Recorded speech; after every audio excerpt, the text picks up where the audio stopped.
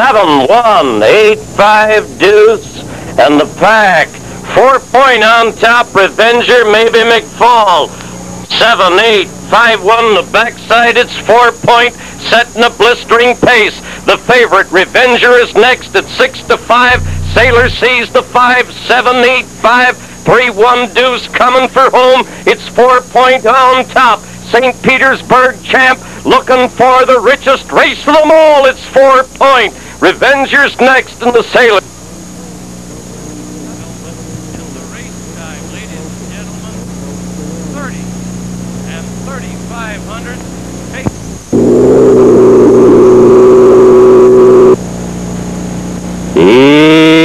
Yankee.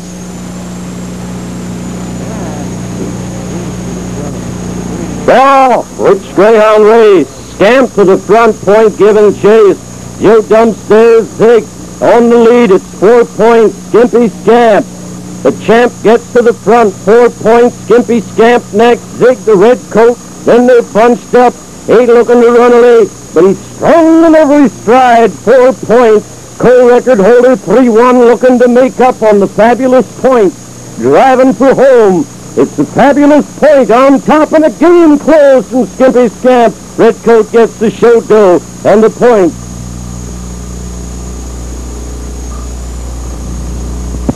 Off in the great race. Deuce, 1, 3, 5, 8, 6, 4, bunched up, dealing it out. Wish Upon a Star, the 3 banker, half the fave. 1 deuce, 5 wide, some collide, 8, 3, 6. Wish Upon a Star on top. Zagger, the program pick, is going right after him. Zagger's coming on, barreling. Banker half the fave, 7 close by. Zagger gets to the front, driving hardest of them all. The program pick on top. $50,000 and a future superstar. It's Zagger at the finish. The Candy Striper, Reuben Flint, the alternate. The winner, number 6, Zagger. Second, number 7, Reuben Flint. Third, number 3, Banker half. Fourth, number 8. In a half length, Zagger, wearing the coat of the champion. Our official pictures and presentation, Mr. Webster Bridges, Commissioner of the New Hampshire Sweepstakes, along with Dennis Sanders.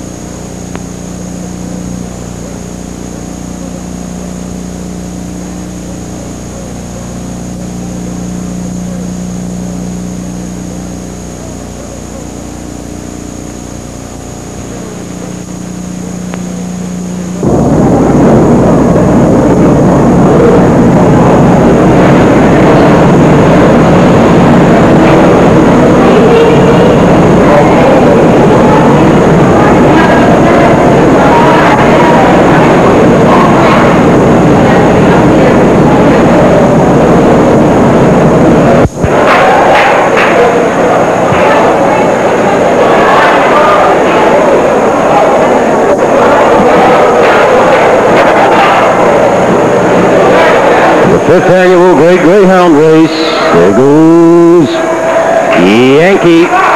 They're off. Okay, Troy. Pecos, Razzmatazz, Little Genie. Razzmatazz, okay, Troy, Little Genie, Hondo, Monopoly. Jamie's Lane's in traffic. 5-1-7-8 deuce. The backside, it's okay, Troy. 9-5 shot pulling away from the 5. Razzmatazz, Jamie's Lane, Candy Striper coming on the lead. Making up ground, Little Genie. OK Troy looking for the 5th annual Great Greyhound race by many. 9 to 5 shot. OK Troy, Little Genie, and they're tight for the show money. Third, number 3, Flying Roger. Quinella pays $149. The trifecta $913.60. And I would assume a very ecstatic Mr. Billy O'Donnell, who sometimes said, ago, this Greyhound gets there to Seabrook for the great race, she'd blow them all away, and indeed she did. Win by 8 lengths tonight for Billy O'Donnell, a great champion. We'll put the lights on now for the pictures and presentation. Mr. Billy O'Donnell in the center, Mr. Edward J. Keelan, President of the Yankee, General Manager Joe Carney, the President.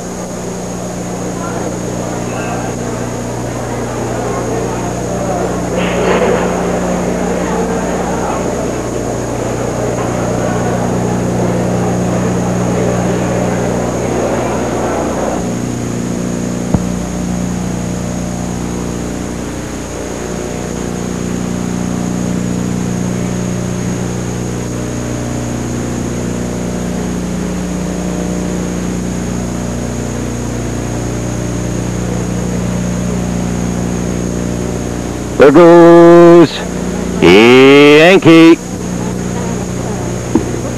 They're off in the great race. 3, the red coat, 4 Deuce, 5, 6, 7, 8, the tailgate, Key Image.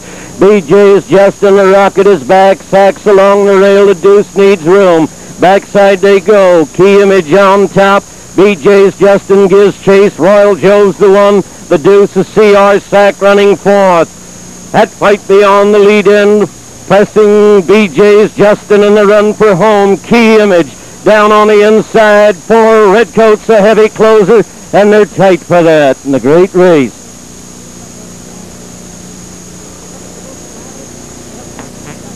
Justin. Quinella pays $84.60. The trifecta $955.40. The race time a blistering 30 and 2800.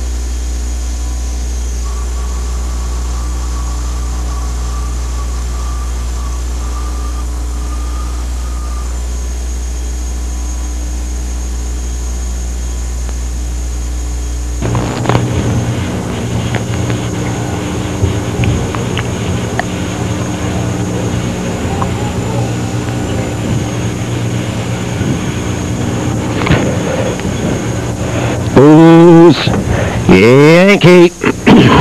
They're off in the great race, and the good time dog breaks on top. 4 Redcoat, 8, 6, 7, 5.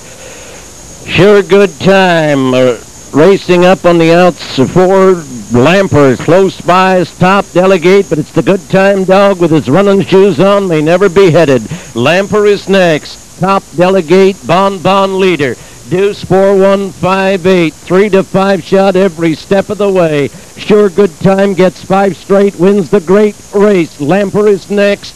Bon leaders on the rail.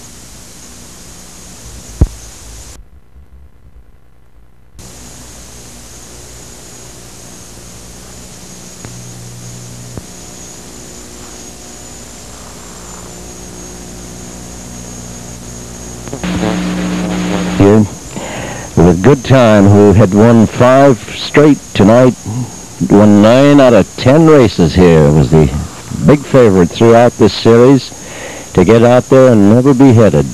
And to go box to wire tonight for North Shore, win by 6 lengths in the real Good Time of 30 and 29. A track record of 30 and 10 set by TK Macho Mutt back in November of 1983, and this Greyhound running it tonight in 30 and 29 hundredths and winning by 6 lengths. Sure Good Time with the officials of Yankee gathered here, the dignitaries, for this very important picture-taking ceremonies. This may be a future All-American, possible World Rube Award winner. Sure Good Time. The most prestigious event to win in the quest for national recognition in Greyhound racing. And the owners, Dave Lucy and Joe Divis, are well on their way.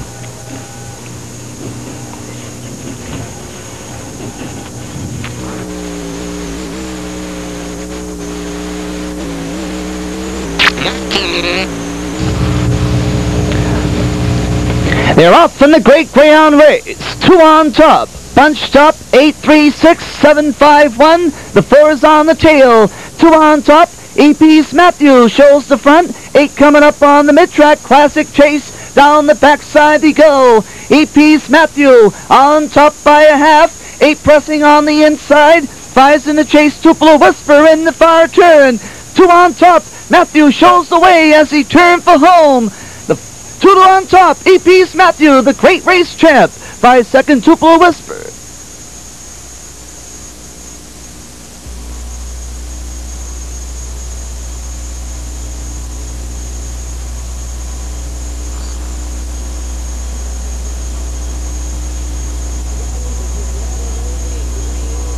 Dollars is Miss Madeline Avery of Chemung Road, Meredith, New Hampshire. And That's for this gallant racer, winning the 1985 Great Greyhound race. I'd like to introduce to the people the Honorable Governor Sununu holding the trophy. Presented to the kennel Earl Perry, trainer Emma Perry, Joseph Carney, Vice President, General Manager, and Mr. Ed Keelan, our president here at Seabrook Greyhound Park.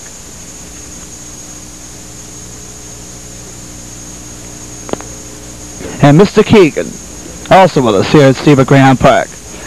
Our presentation now taking place at the finish line. EP's Matthew, our 1985 Great Greyhound Race champ.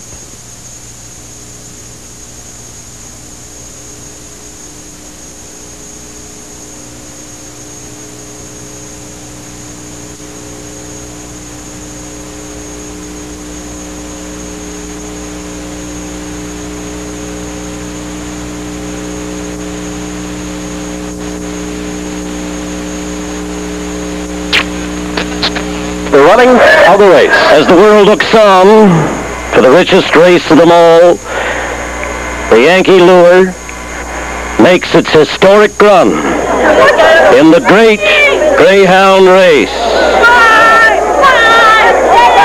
Out of the trap in the race of champions.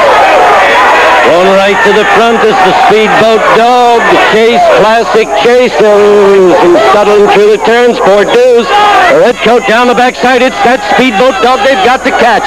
Wacky Blackie is right there. Classic Chase at 9-5 is third. Redcoat needs the room. Ditto for the Candy Striper. Still the Speedboat as they turn for home, and Wacky Blackie is gaining ground down on the inside. Speedboat Dog, Wacky Blackie, Dee Dee's Nelson, Kiowa Hustler, and the Classic Dog at 9-5 was off the board in the greatest race.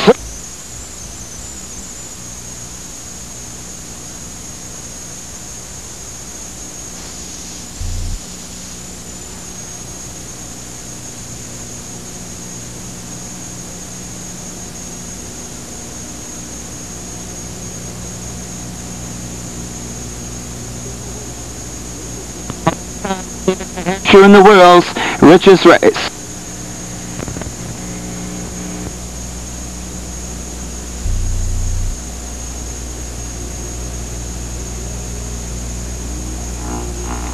It goes Yankee. They're off in the Great Greyhound race. 8's the lead. Dacia shows the front, 4 on the inside. Rough Scott 5 the mid-track. K's Broadway. They race to the first turn. Dacia on the lead by 4 lengths down the backside. Rough Scott's a fade. 3 off the pace. Abacus Boy making up 5 needs room. The Broadway dog. The far turn. Dacia on the lead by 2 lengths. And down the stretch they come. Abacus Boy close by. Dacia looks to hang on for it all. The great race champ. Abacus Boy. Eichel Darth Vader.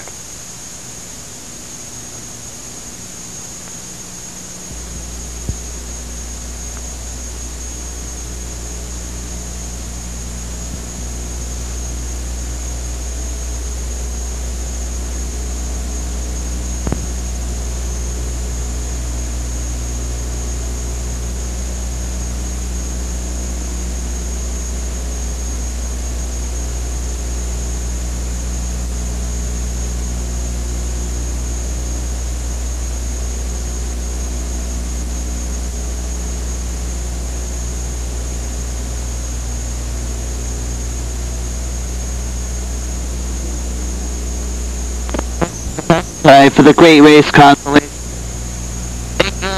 Yankee. They're off in the great race consolation. The 4 on the lead. S.J. Brandywine shows the front, 1 on the inside. TX's Winchester. 2 needs room. Iron Figure. Bump some. 8's the benefit down the backside. S.J. Brandywine 5 the 2 shot shows the front past the tote. 8's the second spot, DD's Nelson. They're bunched up, 7 needs room. Deuce the mid-track, Iron Figure, and down the stretch they come. 4's the lead, down on the inside, S.J. Brandywine, the great race consolation champ. 8-2-5 battle for the show ticket.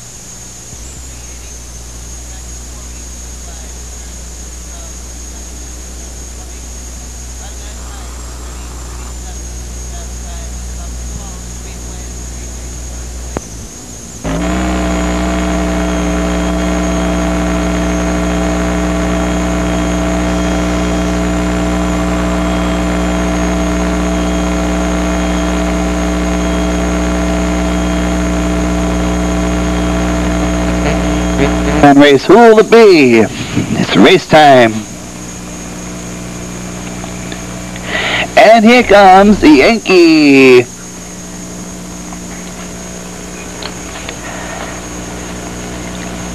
They're off in a great race. Bunched up on the front, the 5 in the middle. Trimax, 8 on the out, 7, 3, 1, deuce, 4, 6 on the gate. They race to the turn. Bunched up. 7 deuce 1 collide, 60 inside, Dacia 5 the mid-track, Trimax, they race to the backside. 6 to 1 shot, Dacia on the lead by 2. 5 on the mid-track, Trimax the second spot, gap for the 7, Dublin Shadow. 6 by 7 deuce, and down the stretch she come. Dacia down on the inside, she wins it again, down on the rail, it's a hang tough. Trimax, the 5's to close, we're tight for the show though. Dacia wins it again. Our treasurer at the wire with Joshua Seagull. Ted Groners in the Hampshire Fire Mutual Commission. Mr. Ed Keelan in the middle, making a presentation to Ed Langille, the owner of Dacia, and also Jim Winsott, representative of the Executive Director of the Sweepstakes Commission. But our presentation now taking place at the finish line, the winning Greyhound number 6, Dacia. The owners, the Langille Greyhound Farm, the kennels, the Brindle brothers, and the trainer, Robert Antunes Jr. With our presentation now taking place at the finish line, and Dacia does it again, ladies and gentlemen. Let's have a round of applause for Superstar, who wins 2 straight Grey races in a row. With our presentation now taking place,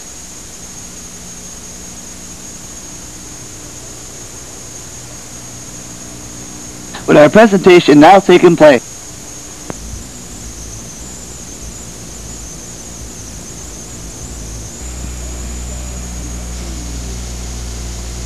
And here comes the Yankee.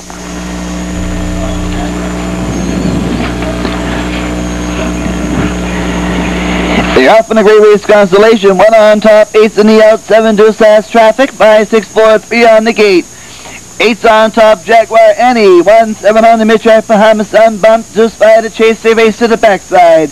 Either 1 shot on top. Jaguar Randy by 2. They race to the final turn. Wants the favorite 3 to 5 shot. Whisper Witcher earned a beat. Gap of the deuce 5 to chase down the stretch she come. 8's on top. Jaguar Annie down on the inside. The Constellation Champ. 1 on the mid-track. We're tight to round out the rest. 80 cents. 8152. 6473. We'd like to thank all the fans, all the owners and trainers who participated in our great race. We open.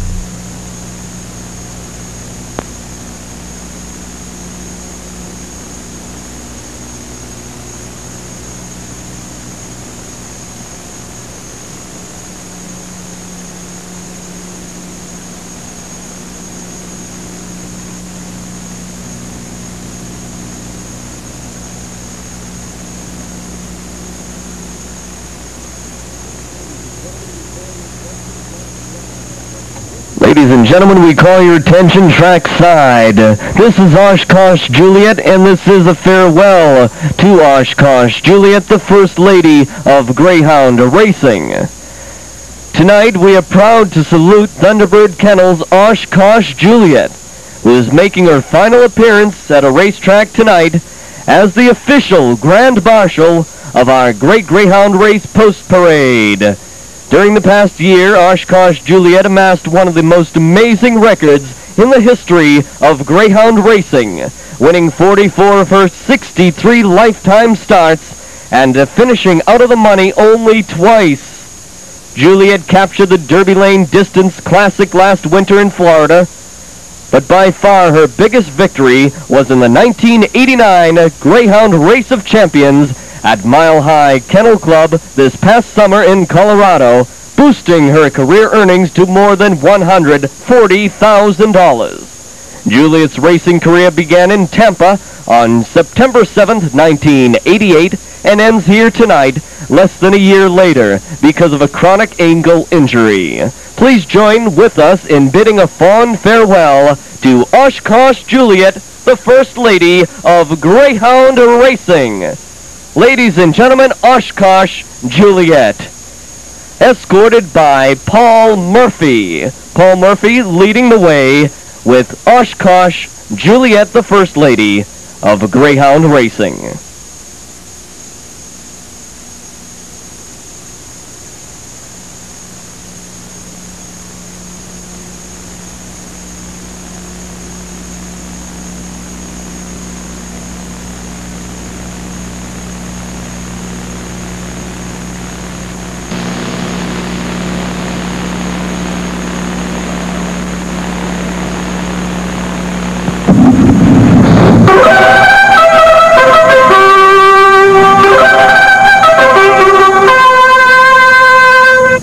And now, ladies and gentlemen, the Great Greyhound Race finalists. Number 1, this is Win Lyle, representing Raynham Park in Massachusetts. The owner is Roland McElroy. Coming from the Cuddy Randall Kennel, the trainer is Don Cuddy. Semi-finalist in the 1989 Raynham American Juvenile Stakes, and winner in 48% of his Grade A starts at Raynham. The recent winner of 5 races in a row and 7 out of 8 at Raynham. Winlisle has never dropped out of Grade A. The post weight on number 1 Winlisle, 78 1/2.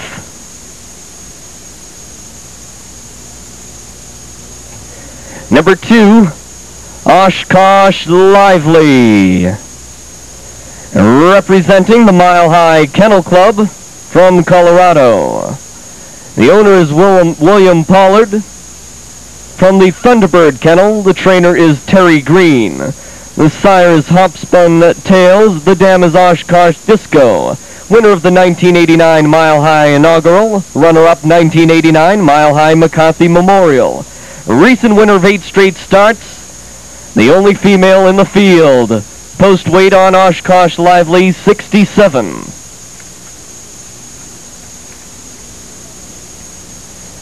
Number 3, Trimax. Representing Raynham Park in Massachusetts. The owner is Roland McElroy.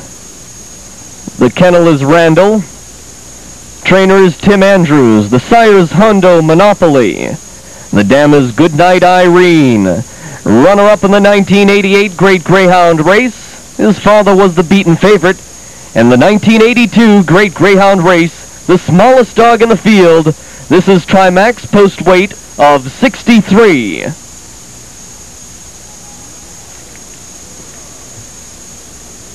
Number 4, Power Along. Power Along represents Raynham Park in Massachusetts. David Brooks is the owner. From the Cuddy Randall Kennel, the trainer Don Cuddy. The sire is Bose Rover. The dam is Stride Along. Finished in the money in 84% of his career starts at Raynham. His father was a finalist in the 1984 Greyhound Grand Prix. His mother captured the 1982 Wonderland Grady Sprint Championship. Post weight on number 4 Power Along, 68. And at number 5, Go Way. Go Way represents Raynham Park in Massachusetts. The owner is Chris Randall. The kennel is Randall. The trainer is Tim Andrews. The sire is Placid Ace. The dam is Donna Lee. Finished in the money in 70% of his career starts at Raynham. Go Way has dropped out of Grade A only once, making his first major stakes appearance. This is the oldest greyhound in the field. Ladies and gentlemen, this is Go Way, post weight of 68.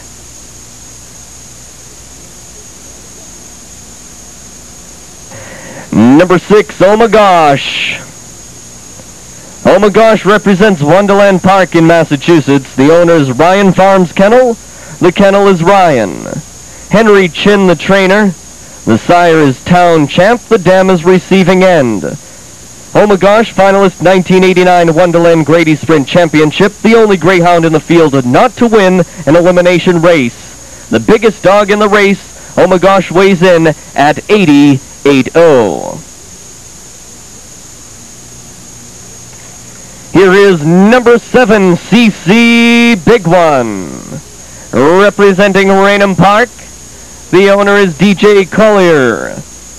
The kennel is OJ, the trainer Alex Dano. The sire is Jock's Bounty, the dam is MD Alta. Finalist 1989 Hollywood World Greyhound Classic. Semi-finalist 1989 Wonderland Grady Memorial Sprint Championship. The only dog in the field to win all his elimination races. Post weight for number 7 CC Big One, 78.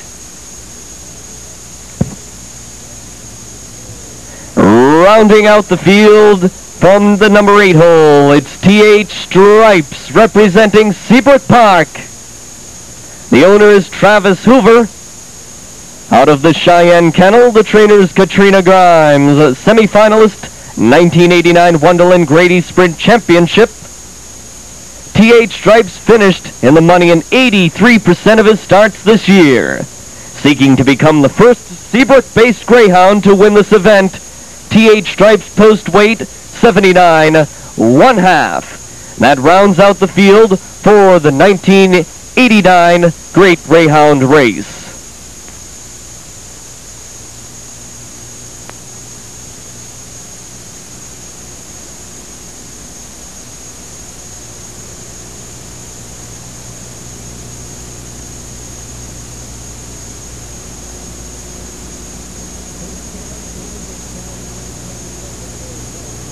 Post time for this 12th race at 11:01.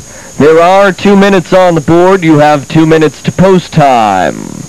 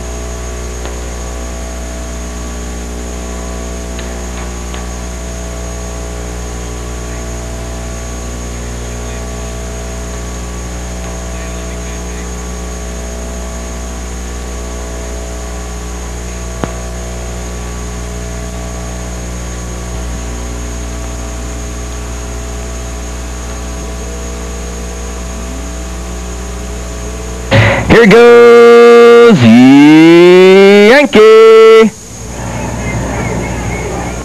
They're off on a great race.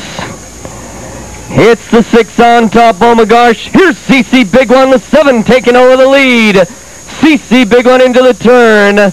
Oshkosh Lively, oh my gosh. Win Lyle, TH Stripes, 3, 4, 5 to follow down the backstretch. CC Big One, the 7 leads the way. Approaching the top of the stretch, CC Big One alone in front. Oshkosh Lively down the stretch for home. CC Big One takes the great race of 1989. 2-7 Quinella combination returns $14.80. 7-2-1 trifecta returns $88 even. The complete order of finish.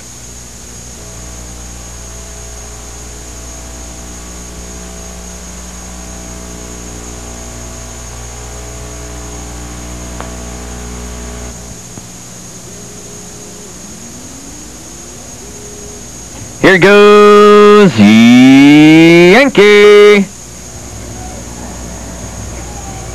They're off on the consolation round. Intense time from the outside. Much Ado. As they race the first turn, it's Much Ado, the 5 on top. PJ's a wild past the 4 right there. Back to Intense Time and Oshkosh Tees. 2-8-6 to follow. Down the backstretch they race. Much Ado, the 5, leading the way. Back to PJ's Wild Pass, Intense Time, down the stretch for home. Here's Much Ado alone in front. PJ's Wild Pass and Oshkosh Tees follow the rest. PJ's Wild Pass, third number 1 Oshkosh Tees, fourth number 7 Intense Time. 4-5 Quinella combination returns $190.40. The King Super is an all. 5-4-1 all returns $3,563.40. The King Supers in all, 5.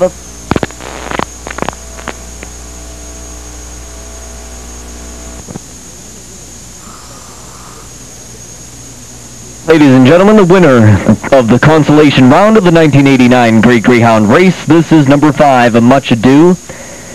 Lead out is Brendan O'Brien. Left to right, Racing Secretary Glenn Jones, Director of Racing Neil Casey, Edward Keelan, and other dignitaries. The Much Ado is owned by Richard Joseph. The trainer is Ben Silberman. This is the Great Greyhound Race consolation winner, Much Ado. Again, ladies and gentlemen, we hope your evening has been pleasant, profitable, and enjoyable. We look forward to seeing you again as racing resumes tomorrow, post time of 12:30. Yankee says so long from Seabrook the Fabulous, hosts of action. It's the first turn, it's Much Ado, the 5. Into the first turn, 4's on top, J.A. Major and shot on top. Here's the 6 up the challenge, takes the lead. Sly Minx, 2-7-8-1-3 in the chase. Down the stretch to the wire, here's the 6. Looking to bank this one all alone. Sly Mix on top.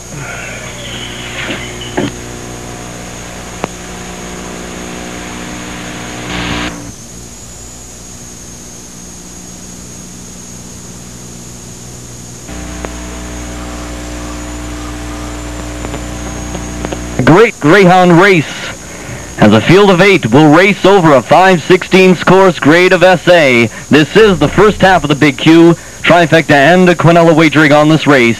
This is the $100,000 Great Greyhound Race Final.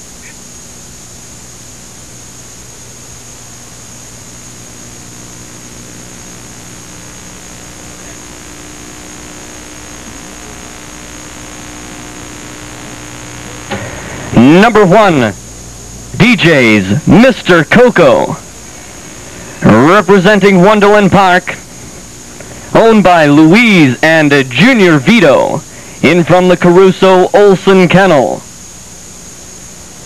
The trainer is Diane Pinkham. Sired by Rooster's Spur, the dam is DJ's Zigzag. Competed in the Hollywood World Classic Eliminations, a semi-finalist in the Wonderland Grady Sprint Stakes, finishing on the pay sheet in all of his qualifying races. He is a grandson of the great Rooster Coburn. This is number 1, DJ's Mr. Coco.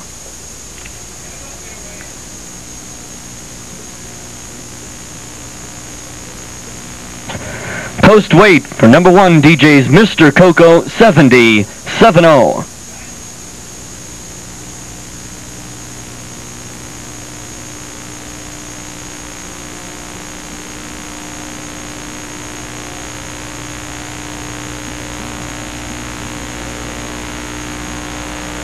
Number 2, CC Big One, representing Raynham Taunton Track. The owner is DJ Collier, in from the OJ Kennel. The trainer is Alex Dano. Sired by Jock's Bounty, the dam is MD Alta. CC Big One is the defending Great Greyhound Race champion, seeking to become the first male to win this race 2 years in a row. CC Big One is the runner-up in the Wonderland Grady Sprint Championship and winner of the Coors Silver Bullet Invitational and the St. Patrick's Day Invitational at Palm Beach, Florida, and the finalist in the Hollywood, Florida World Classic. Post weight for CC Big One, 79.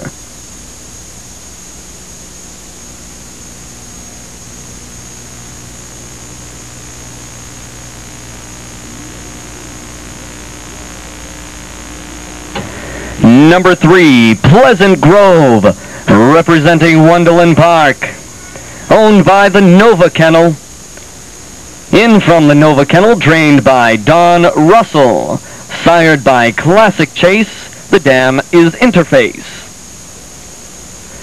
Both of Pleasant Grove's parents were 2-time Great Race finalists, his mother in 1984 and 1985, and his father in 1985 and 1986. Pleasant Grove finished 3rd in the Wonderland Juvenile Stakes, the 3rd leading winner overall at Wonderland this year. And Pleasant Grove is seeking to become the 3rd member of his litter to win a major stakes race. Post weight for number 3, Pleasant Grove, 70.5.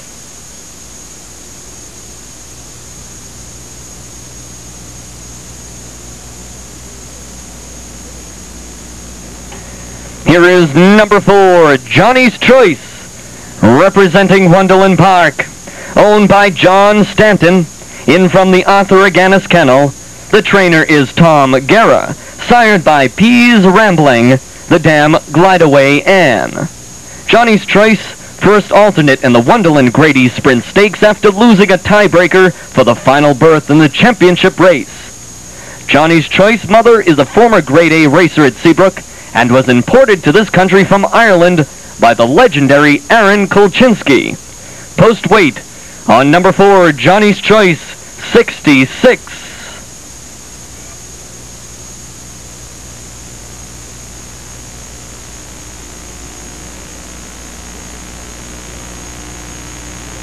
Number 5, Give Me 5, Eric, representing the Woodlands from Kansas City.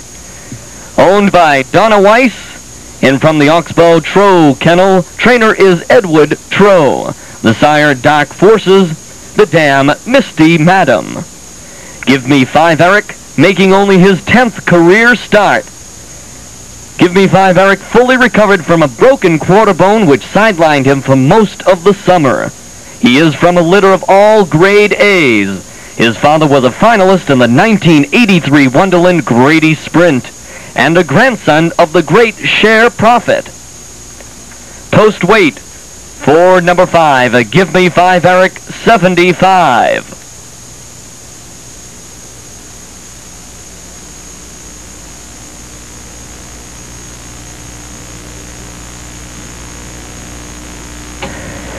Number 6, Max Lance, representing Bluffs Run, Iowa. Owned by Gene Gurley, the kennel is Gene Gurley. Trainer Clarence Connick, sired by Kiefer, the dam Wicks Joy Bells.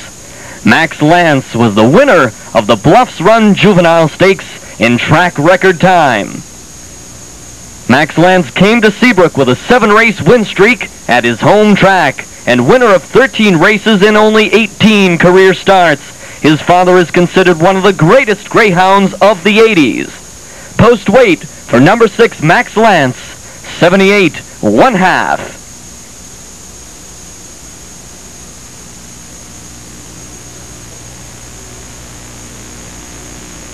Number 7, Bob's Radar, representing Wonderland Park. Owned by La Rosa and Stokes. The kennel is La Rosa Enterprises, trained by Tom La Rosa. Sired by Bob's Dash, the dam Colleen's Colta. Let's have a chorus of happy birthday for Bob's Radar, who turns 2 years old today. This marks his first major stakes appearance.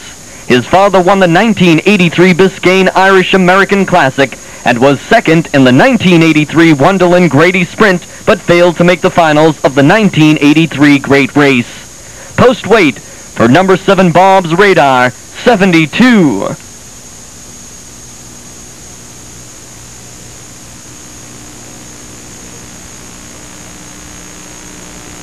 And rounding out the field of finalists for the $100,000 Great Greyhound race is number 8, Beckham Payday, representing Raynham Taunton.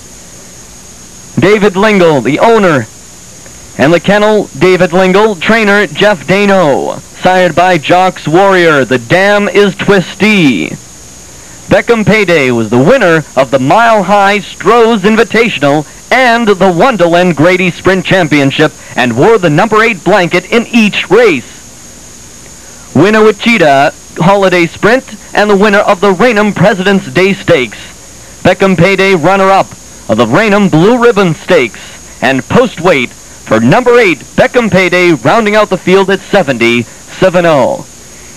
These are the finalists for the $100,000 Great Greyhound race.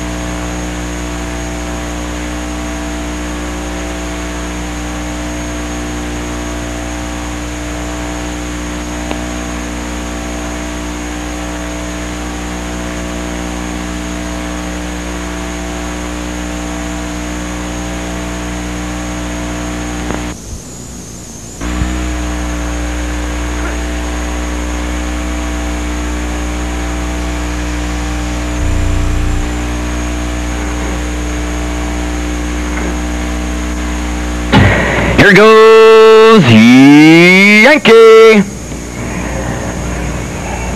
They're off from the 1990 Great Greyhound Race CC Big One. Right up front.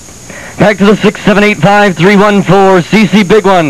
The 2 on top. Max Lance. 7 from the outside is Bob's Radar, Beckham Payday. Give me 5, Eric. DJ's Mr. Coco. 4, 3 last. Racing down the backstretch, far turn. CC Big One leading the way. It's CC Big One.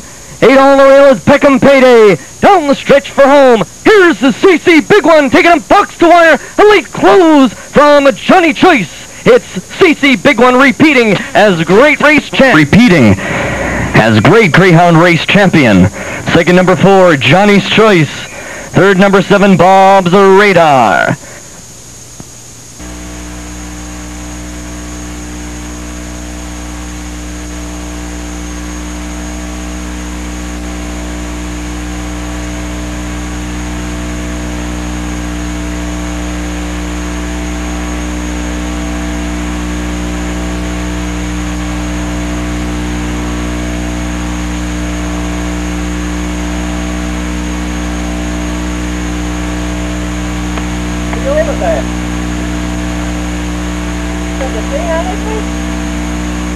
Ladies and gentlemen, at this time, winner, 1990 Great Greyhound Race, number 2, CC Big One. Presentation being made at this time.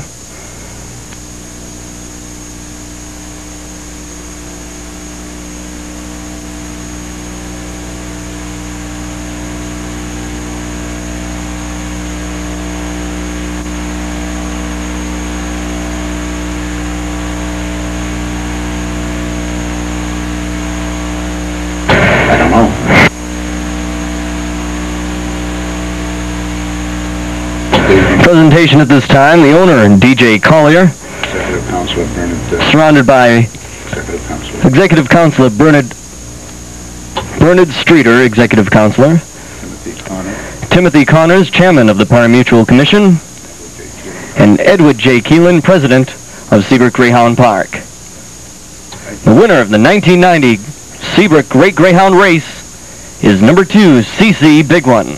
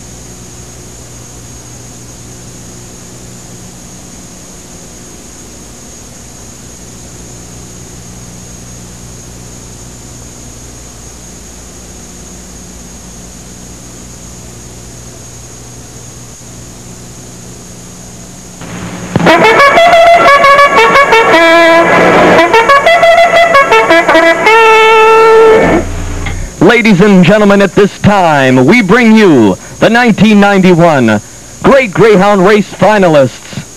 Starting with number 1, GRV Velocity, representing the Woodlands. The owner is Ronald Sack.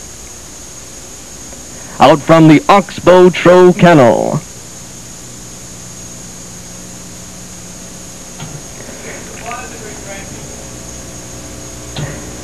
The trainer for GRV Velocity is Edward Trow. The sire being Barry Linden. The dam is Sheer Delight. GRV Velocity finished 5th in the Multnomah Coors Invitational Sprint. the winner of 28 races in 54 starts, to earn the honor of win leader at the Woodlands. Ladies and gentlemen, representing the Woodlands is the number 1 GRV Velocity.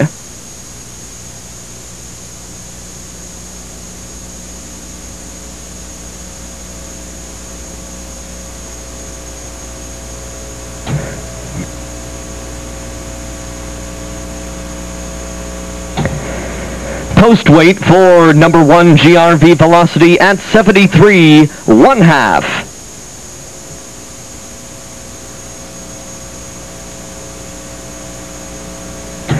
In the number 2 post position is FMC's Wake Up. FMC's Wake Up is representing the Valley Greyhound Kennel Club in Texas. The owner is FMC's Midnight Kennel. The trainer is Slim Hinton. The sire happens to be DJ's Tutu. The dam is Downing Skinny. FMC's Wake Up is the winner of the Valley Park Showdown, the winner of the Kansas City Sprint and All-Star Stakes. FMC's Wake Up is the finalist in the Woodland Sunflower Stakes and the finalist in the Wonderland Mass Grady Memorial Sprint. Ladies and gentlemen, number 2, FMC's Wake Up with a post weight of 72.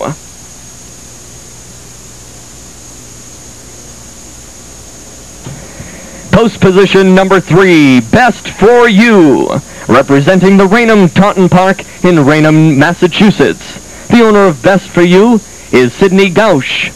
From the Karen King Kennel, the trainer is Ann Smith. The sire for Best for You is Patsy Best Yet. The dam is April 4. Best for You is the winner of the Raynham Taunton Winter Holiday Sprint Stakes and the finalist in the Raynham Taunton President Day Stakes. Best for You competed in the Wonderland Grady Memorial Sprint Eliminations. Ladies and gentlemen, number 3, Best for You. Post weight for Best for You at 77.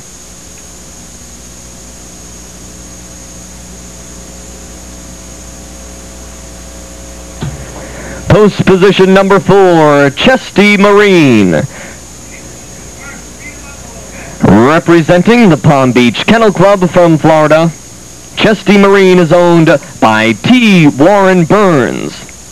Out of the John Allen Kennel, the trainer is John Farmer.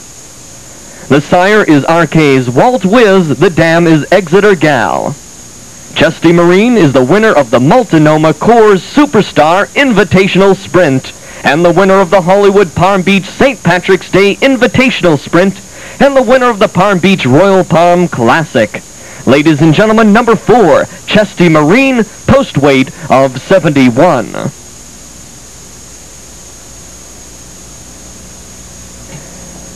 Post position number 5, Give Me 5 Eric. Representing the Woodlands, Give Me 5 Eric is owned by Donna Weiss. In from the Oxbow Trow Kennel, the trainer is Edward Trow. The sire of Give Me 5 Eric is Dark Forces. The dam is Misty Madam. Give Me 5 Eric was the runner-up in the Wichita, Kansas Bred Stakes and 4th in the Wonderland Grady Memorial Sprint. Give Me 5 Eric was the finalist in 3 other major stakes events, including the 1990 Great Race. Post weight for number 5, Give Me 5 Eric at 74. Post position number 6 is Bob's Tray, representing Wonderland Park. The owner of Bob's Tray, Jackie and Robert Stokes. In from the La Rosa Enterprises Kennel, the trainer is Tom La Rosa. The sire of Bob's Tray is Two Step. The dam is Tex Baby. Bob's Tray is the finalist Wonderland Grady Memorial Sprint, making his 2nd major stakes appearance and only his 17th career start. He is the youngest dog in the field. Ladies and gentlemen, number 6, Bob's Tray, post weight of 73 1/2.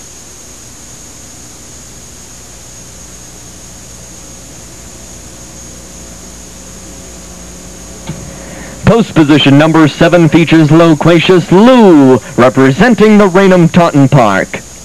Loquacious Lou is owned by Lee Smith, out of the Lomax kennel and trained by Peter Lomax. The sire is My Unicorn, the dam is Marie's for Me. Loquacious Lou is the semifinalist in the Lincoln Sprint Stakes, where he missed qualifying for the championship field by just 1 point. Loquacious Lou won a photo finish in his last elimination race to qualify for tonight's event. Ladies and gentlemen, post weight for number 7 Loquacious Lou at 65.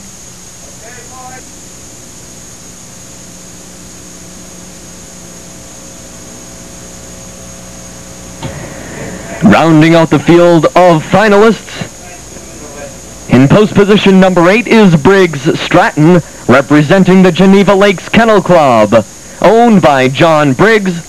In from the James Ward Kennel, the trainer is Don Cuddy. The sire for Briggs Stratton is BJ Gentleman Jim. The jam is JW Highlight. Briggs Stratton is the winner of the Hollywood World Greyhound Classic, the winner of the Geneva Lakes Matinee Idol Stakes.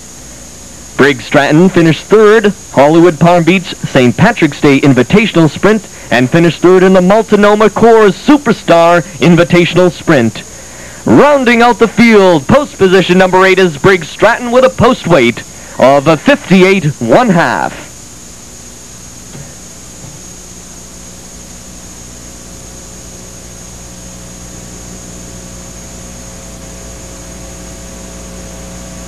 Ladies and gentlemen, here is the field for the 1991 $100,000 Great Greyhound race. These are the finalists competing. In just 4 minutes, you have 4 minutes to post time to wager on the great event of the year. This is the $100,000 Great Greyhound race.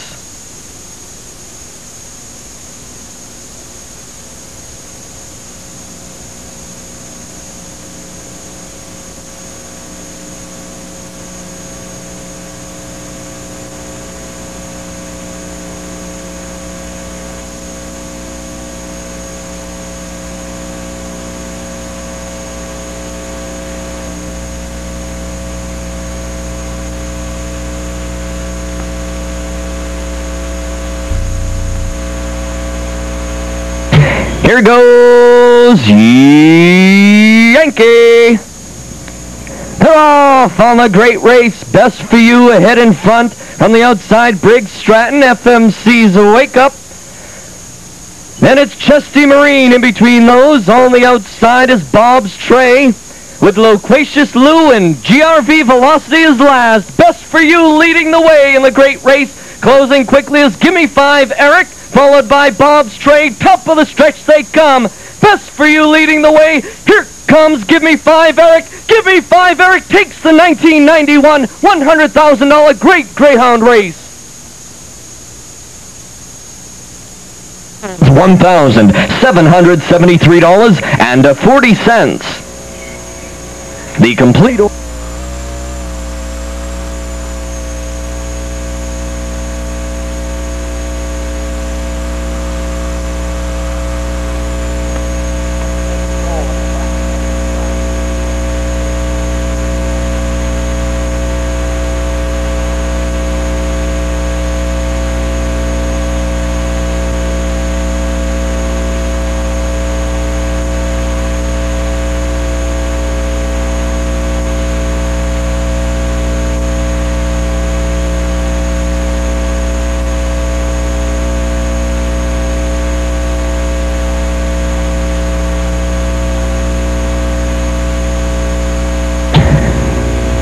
Ladies and gentlemen, at the finish line at this time, the winner, the 1991 Great Greyhound race, is number 5, Give Me 5 Eric. Making the presentation from Seabrook Greyhound Park is the president, Ed Keelan, along with Jim Wimsett of the New Hampshire Sweepstakes Commission. Director of Racing is Neil Casey. Racing Secretary is Glenn Jones, making the presentation to the trainer, Ed Troe. The owner is Donna Weiss. The kennel is the Oxbow Troe Kennel. Congratulations goes out to the Oxbow Trow Kennel, Donna Weiss, Edward Trow, and the whole group that made this possible for Give Me 5 Eric to become the 1991 Great Greyhound Race champion. Ladies and gentlemen, the champion for 1991, Give Me 5 Eric.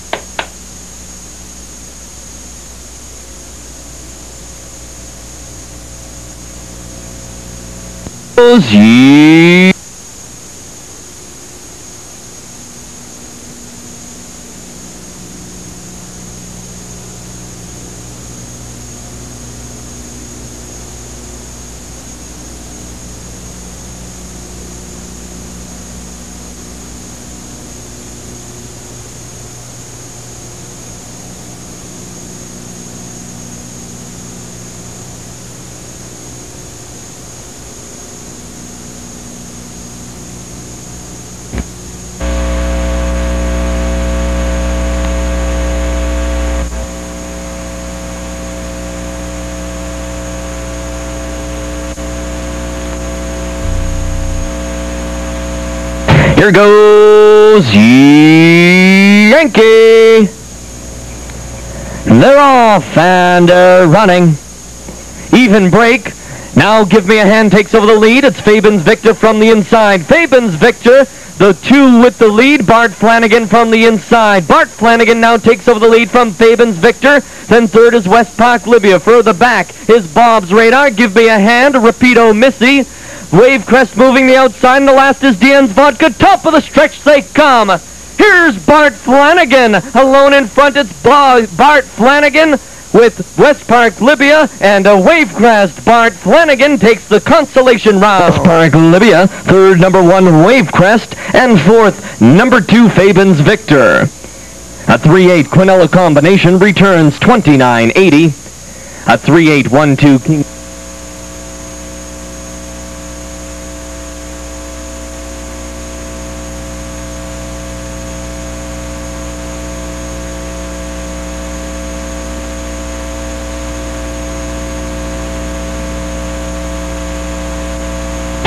Ladies and gentlemen, the presentation is now being made. The winner of the Great Greyhound Race Consolation, number 3, Bart Flanagan, owned by John Joseph. The trainer is Louis Amaral, in from the Cape Ann Kennel. Making the presentation on behalf of Seabrook Greyhound Park is our president, Ed Keelan, along with director of racing, Neil Casey. Racing secretary is Glenn Jones. Phil McGinnis is the presiding judge. Chart writer is Richard Curtin. Lure operator is Todd Wilkinson. The winner of the consolation round, the 1991 Great Greyhound Race, is Bart Flanagan, again, in from the Cape Ann Kennel, owned by... The trainer is Louis Amaral. Wishing the best of luck to the John Joseph and Louis Amaral and Kennel. Bart Flanagan is the consolation round winner. We hope you... DJ Gentleman Jim...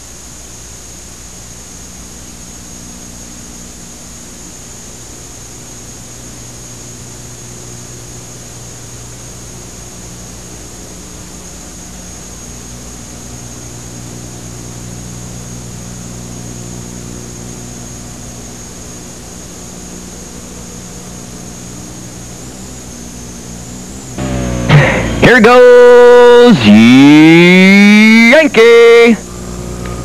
They're off on the great race. Best for You ahead in front. From the outside, Briggs Stratton, FMC's Wake Up. Then it's Chesty Marine in between those. On the outside is Bob's Tray, with Loquacious Lou, and GRV Velocity is last. Best for You leading the way in the great race. Closing quickly is Give Me 5 Eric, followed by Bob's Tray. Top of the stretch they come. Best for You leading the way. Here comes Give Me 5 Eric. Give Me 5 Eric takes the 1991 $100,000 Great Greyhound Race. 6-3 trifecta returns $1,773.40. The complete order of finish for...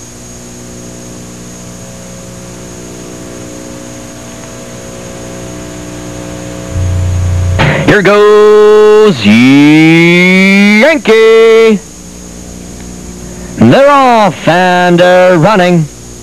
Even break. Now Give Me a Hand takes over the lead. It's Fabens Victor from the inside. Fabens Victor, the two with the lead. Bart Flanagan from the inside. Bart Flanagan now takes over the lead from Fabens Victor. Then third is West Park Libya. Further back is Bob's Radar. Give Me a Hand. Rapido Missy. Wave Crest moving the outside. And the last is Dian's Vodka. Top of the stretch they come.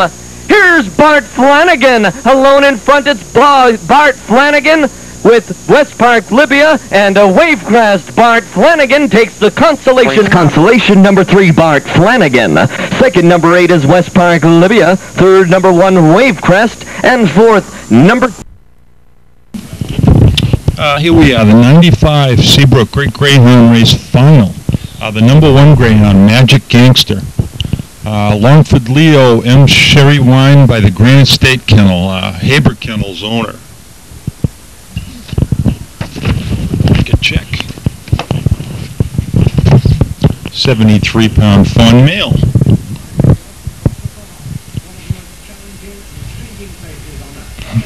And the number 2 Greyhound, just reaching the track here, is a black female, 54-pound Kiowa Day Jazz, from a very famous litter, and world-class litter mates that have won stake finals all over the country. Let Loose Kiowa a Day is the breeding. ZEZ Kennels, DL Koss, Ellie Hartman owners. She is a fabulous little female, winning 10 of 15 at Wheeling and 3 of 4 in qualifying.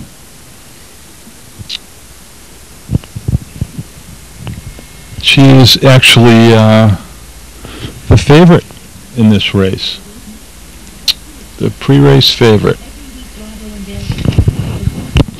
The number 3 Greyhound is a red male, and he is a world-class stake traveler. Twilight Demand, owned by the Diamond Kennel, and the Diamond Kennel is running the Greyhound. Phil Harris is the owner of the Greyhound. Phil's an Oklahoma Greyhound breeder. And this Greyhound is a HB's Commander out of Twilight Fantasy. Red male, 71 pounds. And he has been a major threat in the stake open races. And everywhere he goes, he's in the final. Big name Greyhound. Look for him to have a big race. Always does. Number 4, Dana's Ripper. Dana's Ripper by Dana's Ghost, Dana's Charlie, a red male, 72 pounds. Owner A.E. Bennett. This Greyhound had 3 seconds and a third in qualifying. And this last race finished second to Magic Gangster by 6 lengths.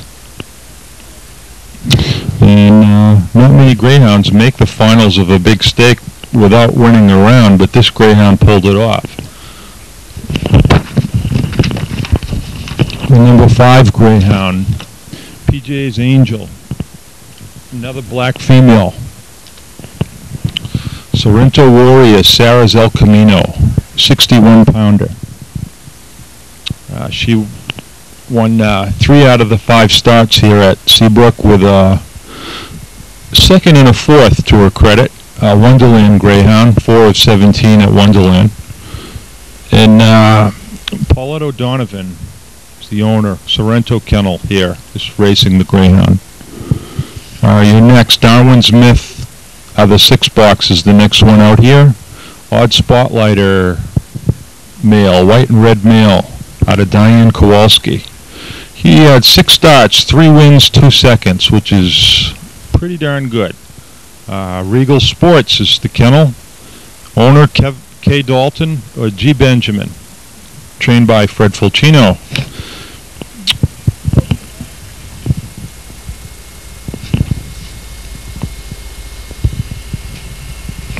This Greyhound looks to like to run wide, and in a wide box. Usually doesn't favor wide runners at Seabrook, but you never know. Not a whole lot of speed, but enough speed that he was able to overcome. We'll see how it goes for Darwin's Myth. The number 7 Greyhound will be Kelly Stompin. Groovy Durango, My Imagination, another one from a fine litter, well-known litter. Blue Brindle female, 58 pounds. A Wonderland Greyhound, 110 of 30 at Wonderland, and 5 starts at Seabrook, 3 wins, 1 second, 1 fourth. She does have speed. She prefers the inside, but can win on the outside quite easily by the looks of her lines. Number 8 Greyhound is Darwin Delta, red female, a He's My Man daughter, out of the Irish import Floral Border. Plainfield Greyhound, 13 wins and 19 starts. At Seabrook, 4 starts, 1 win, 1 second, 2 thirds. J&K Kennel, Jim Van Winkle is the owner. And this Greyhound looks like doesn't have a preference out of which box she runs out of. She seems to do well out of most, but I think she'll be hard-pressed to win this race, especially from the outside with all the speed in the rail. This is your finalist for the 95 Seabrook Great Greyhound race. It should be a darn good one.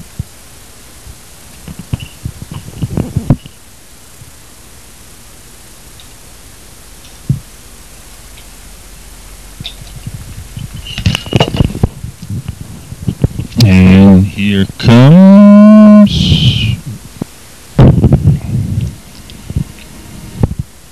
they're off in the 95 Seabrook Great Race Consolation race. The 4 is going to make it on top here at the turn, and that's Follies Begier, the 95 World Classic winner, and top Greyhound from Wonderland. Follies Begier, best at tote board, has an easy lead over Onim Anner and Mahogany Row. As they head for home, it's all Follies Begier with the Seabrook Consolation and firm control. Follies Begier, your winner.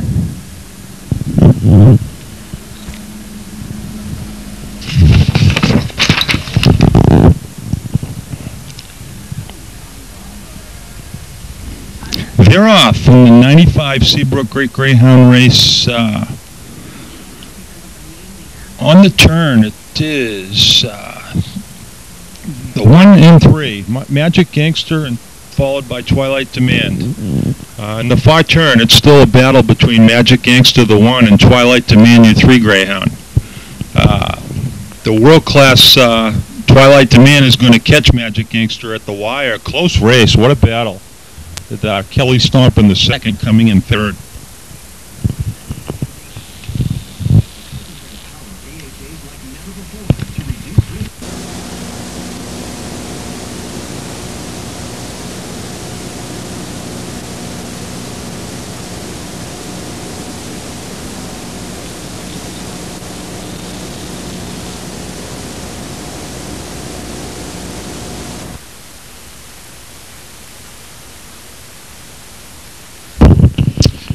Hi from Seabrook Greyhound Park for the 96 Great Greyhound race, 1996 version. Another pretty much loaded field here for the Sprint Classic. The number 1 Greyhound, towards the blanket check, is Health Class, a dark brindle male. Groovy Durango, Amaretti Girl, 69-pounder male. Out of the Granite State Kennel, Windsor Kennel's owner. 1 win and 4 starts here at Seabrook, which is hard to believe this dog made the final with a win and a second.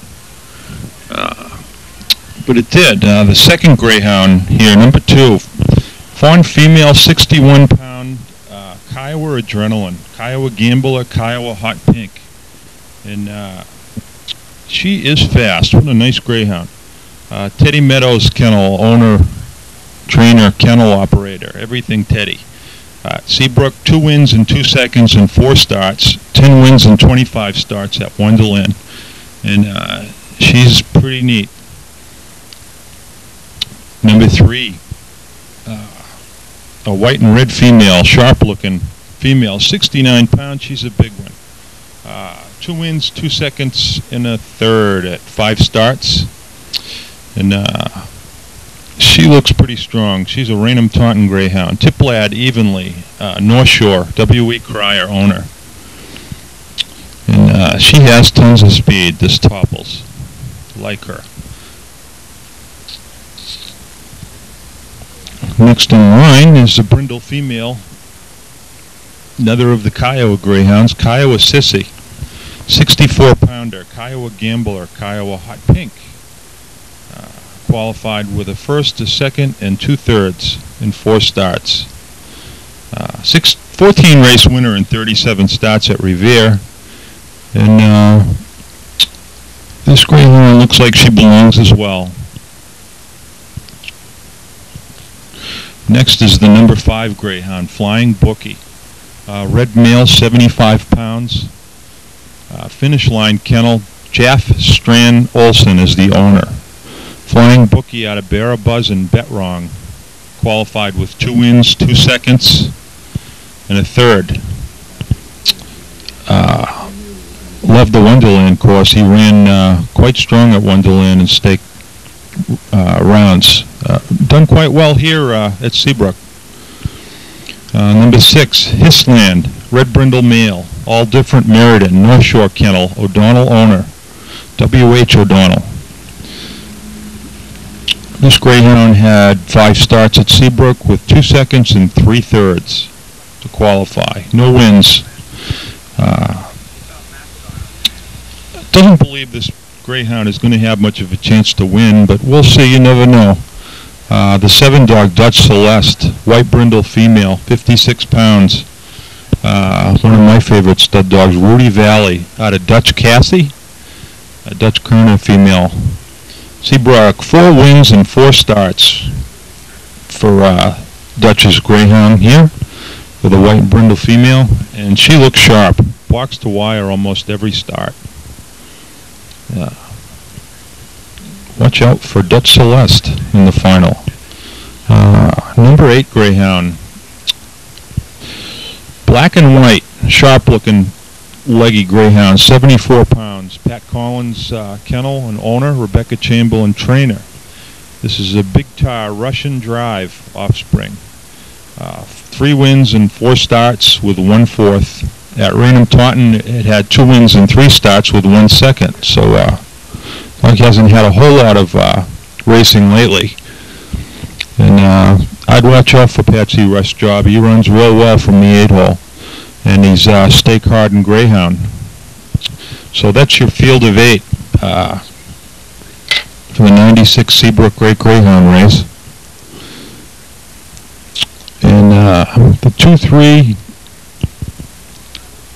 5, and 8 look to be my favorite picks. In the 7, excuse me, 2, 3, 7, 8. I'm leaning towards this race going as they head to the box. And here comes the lure in motion.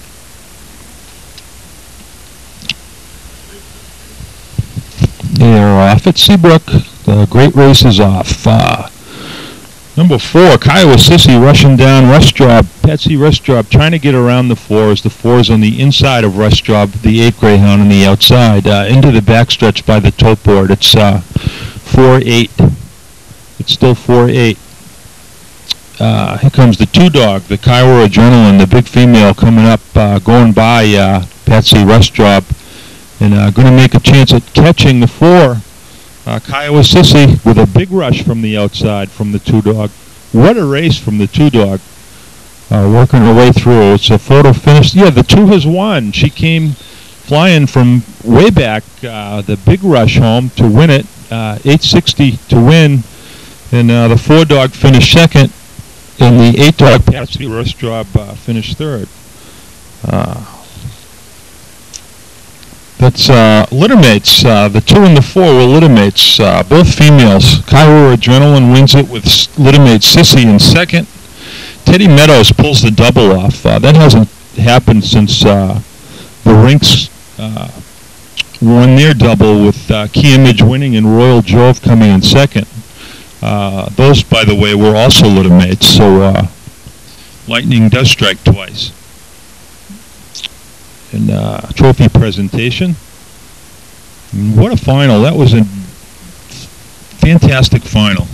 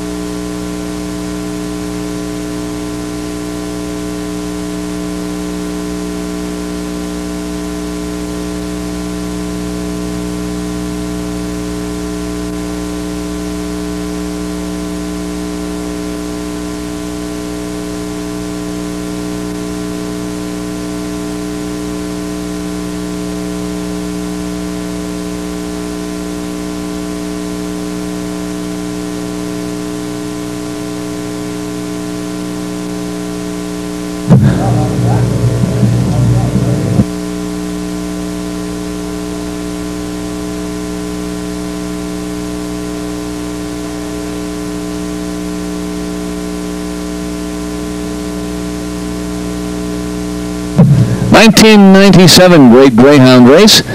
Running from post position number 1 is Barney Green. Barney Green up from Wonderland Park. Barney Green's owned by Richard Joseph. Runs out of the Granite State Kennel. Trained by Robin Silberman, sire Randy Handy. The dam hardly puffing. Barney Green has won 7 of his last 9 races. That's a reluctant right now. Barney Green approaching the wire for blanket and muzzle inspection. Post position number 1 tonight, Great Greyhound race. That's Barney Green. He'll be racing at 64 pounds a half. 64 a half on Barney Green, post position number 1.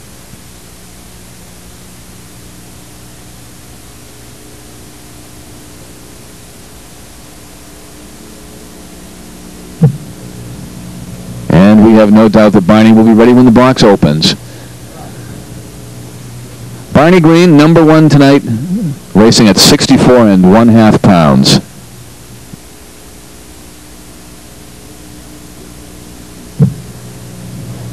Breaking from the number 2 hole is Asti Asia. Asti Asia is up from Flagler in Florida. Owned by Rusty Riggin, racing from the Finmore Kennel. Trained by Alicia Coad. Sire is Oshkosh Racy, the dam Kayak Kavia. She's finished either first or second in 15 of her last races. That's number 2, Asti Asia, racing tonight at 62 pounds. Asti Asia.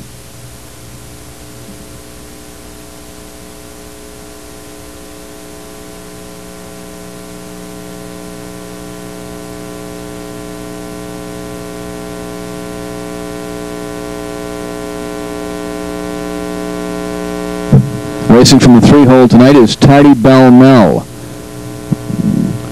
Tardy Bell Mel up from Naples Fort Myers in Florida, owned by James Blanchard. Racing from the Skimar Kennel, trained by Fred Coucher. Sired by Big Chase, the dam JJ's Sweden. She's won her last 2 starts and she broke a tiebreaker to get to this one tonight. That's Tardy Bell Mel. She'll be racing at 62 1/2 pounds this evening. Number 3, Tardy Bell Mel.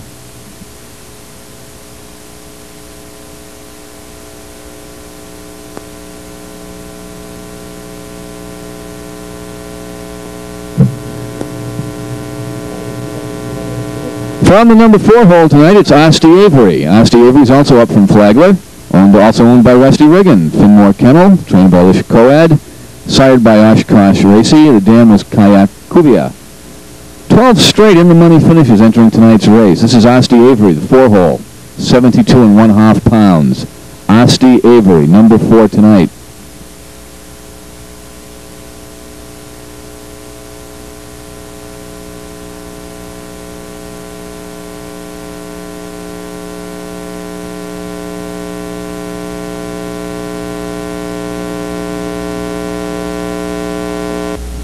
Number 5 in the big one is Okie Kale.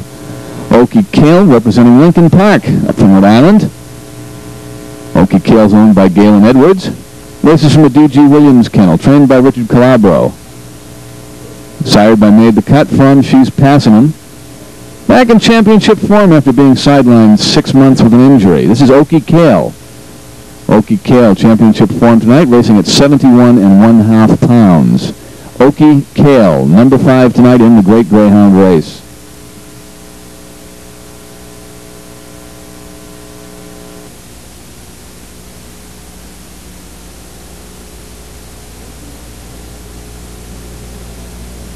That's Okie Kale. Number 6 is Our Pacer. Our Pacer's up from Lincoln Inlet Island. Is owned by Galma Berry. Regal Sports is the kennel. Trained by Fred Fulcino. Cyrus Barty from Great Pace.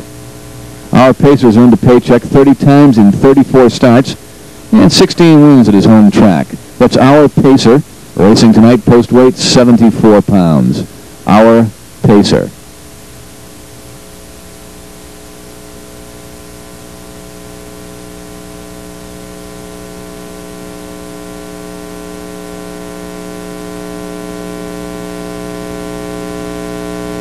Number 7 in the great race, Gray's Full Moon. This is Gray's Full Moon, number 7 tonight, from Wonderland. Gray's Full Moon is owned by A-Line Kennel, from the A-Line Kennel. Trained by Rich Arno, Sire Fortress, Dan, Gray's Juliana. Gray's Full Moon has shattered the track record twice, including a near world record of 29.66 seconds. This is Gray's Full Moon, racing tonight at 60 1/2 pounds. Number 7, Gray's Full Moon.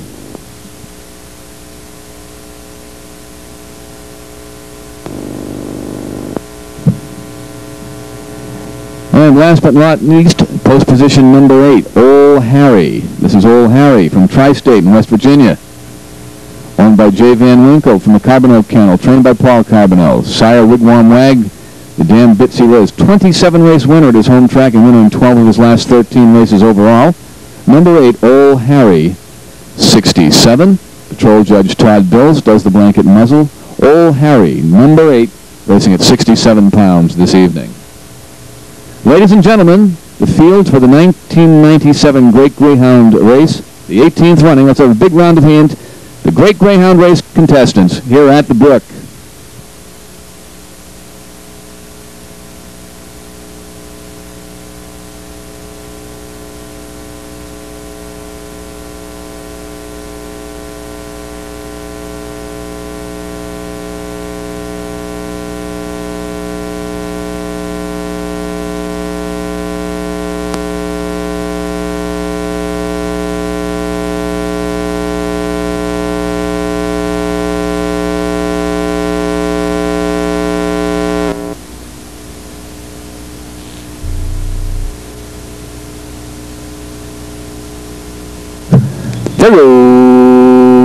Yankee. They're off and racing in the Great Greyhound race. Barney Green's out first. Next comes the 5, Okie Kale. 8's right there, Ol Harry. 6 on the move, Our Pacer. The 7, Gray's Full Moon. And 3's trailing right now, Tardy Bell Mel. Barney Green, the 5-1 shot, continues the lead on the back stretch. Ol Harry now forcing the pace. Our Pacer now picking up some ground. The 5, Okie Kale, and down the stretch they come. Ol Harry, Barney Green, stretch duel. 6 joins the company. Our Pacer. 6 takes it, Our Pacer. 1-2-7-4-3. Congratulations to all of the participants in the final round of the Great Greyhound races out of the Regal Sports Kennel. It's trained by Glenna R. Berry, owned by Glenna Berry, and trained by Freddie Fulcino. Freddie Fulcino, the trainer of Our Pacer. Dignitaries down there at the wire, President Eddie Keelan of Yankee Greyhound, Treasurer Dr. Thomas Carney, General Manager Robert Lenahan, Director of Racing Neil Casey. Our Pacer, the 1997 winner of the Great Greyhound race. Congratulations to Our Pacer and all of her connections from all of your friends here at the Brook.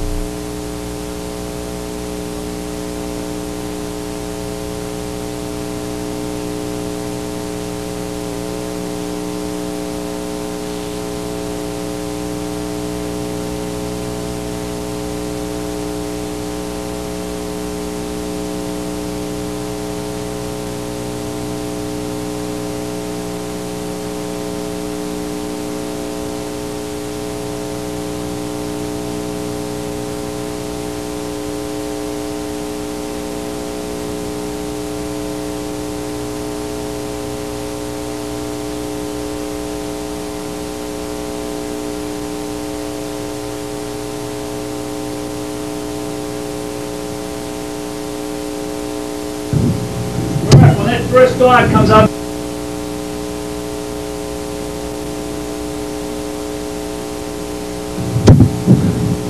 Running out of the number 1 hole tonight is TM's Fire and Ice. TM's Fire and Ice represents Wonderland Park. Fire and Ice owned by Teddy Meadows and trained by Teddy Meadows.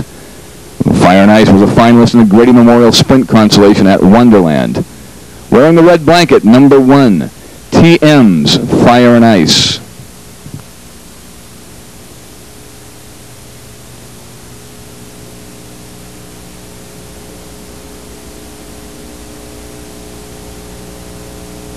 Number 1, TM's Fire and Ice. Racing from the 2 hole, Mega Gordy. Mega Gordy represents Jacksonville Kennel Club from Florida. Mega Gordy is owned by Max Gessler, trained by Mike Gerard in the Patty Delisle Kennel. Mega Gordy's finished 1st, 2nd, or 3rd in 12 straight races. The blue blanket, number 2, Mega Gordy from Jacksonville.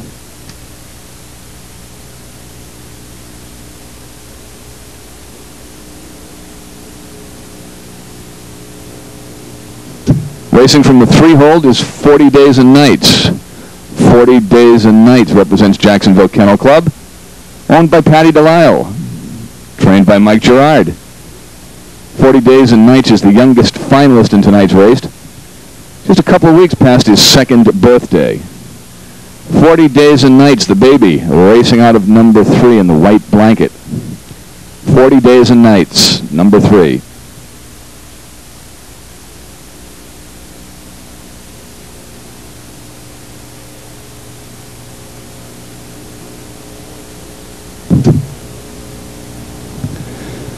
Number 4 tonight is Our Pacer from Lincoln Park in Rhode Island.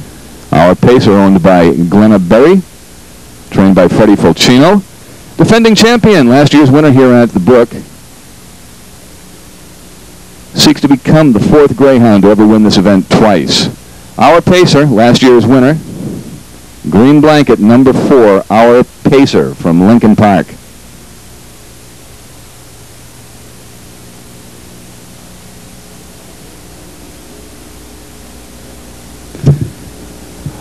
Out of the 5 hole tonight is Gray's Frostbite. Gray's Frostbite represents Wonderland Park, owned by Jennifer Amaru, trained by Kathy Lacasse here at the Brook.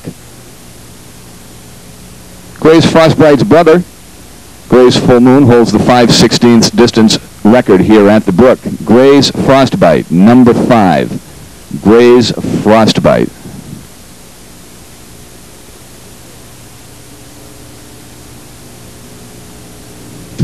From the 6 hole tonight, Skimar Bambi. Skimar Bambi represents Rainham Taunton, owned by Emil Gretzky, trained by Steve Murlock Jr. Skimar Bambi's finished in the money 32 times in 41 career starts. Skimar Bambi.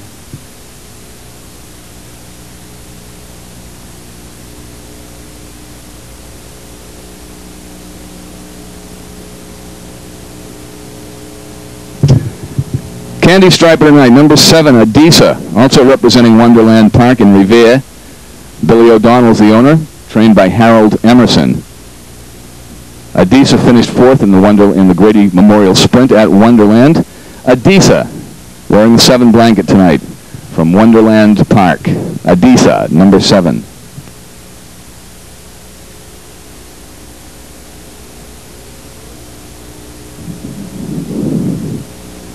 And rounding out the field, number 8, Twilight High Spy. Up from Rainham. Twilight High Spy is owned by Phil Harris, trained by Al Smith. 16 race winner at Rainham. 23 Quinella finishes in 30 starts. Twilight High Spy knows how to make the board. Number 8 tonight, Twilight High Spy. Ladies and gentlemen, the complete field of the 1998 $100,000 Great Greyhound Race. Post time is approximately 3 minutes away, less than 3 until post.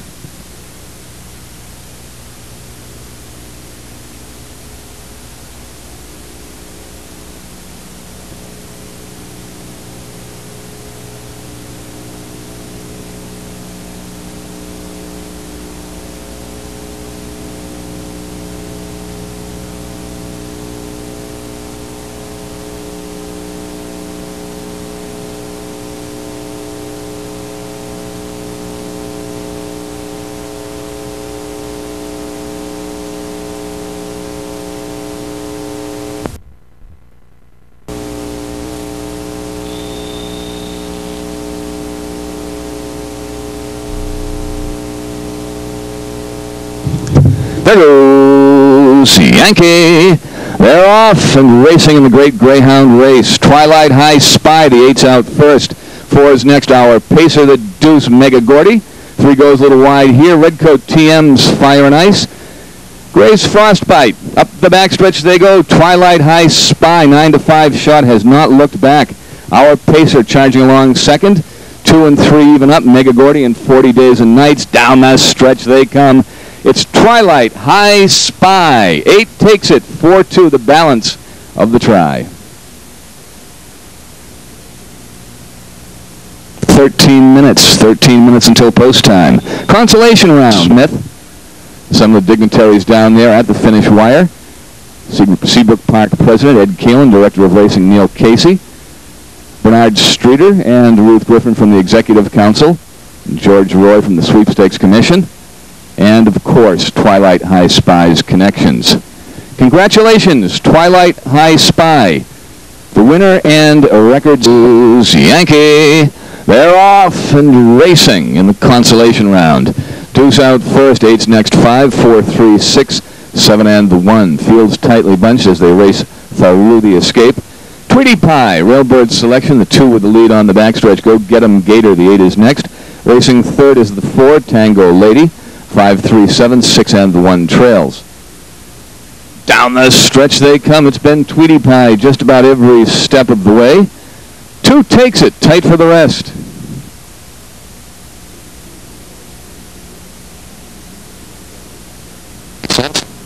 Big Q 4823, $191.40. King Super Duper 2 high. Back for her curtain call. Tweety Pie races out of the North Shore Kennel, owned by Billy O'Donnell, and trained by Harold Emerson. Tweety Pie, the consolation winner. Congratulations to Tweety Pie and all of her connections from all of your friends here at the Brook. It's Tweety Pie.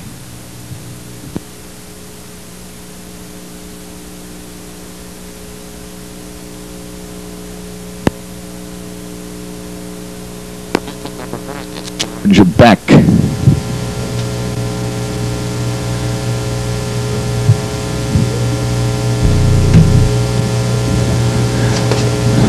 George Beck races out of the 1 hole this afternoon. George Beck in from Wonderland, owned by Perry Becker. George Beck races from the John Stanton Kennel and is trained by Joe Gullion. The number 1 hole and some early speed or a dangerous combination in any great Greyhound race. This is George Beck, the inside lane. Racing today at 68 pounds. George Beck, 68 pounds.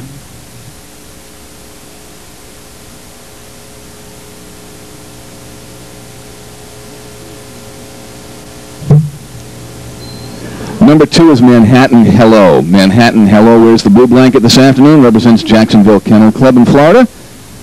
Manhattan Hello, owned by William Kelly. Races from the William Kelly Kennel and is trained by Anthony Titulo. Manhattan Hello is going for 8 in a row this afternoon. 8 in a row makes Manhattan Hello the 1999 Great Race champion. The 2 races at 71 pounds this afternoon. Manhattan Hello, 71 pounds this afternoon.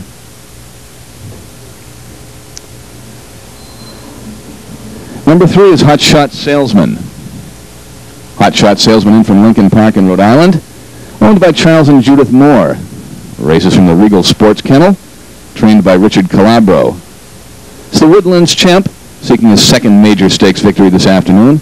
Hot Shot Salesman in from Lincoln Park, races at 74 pounds this afternoon. That's Hot Shot Salesman.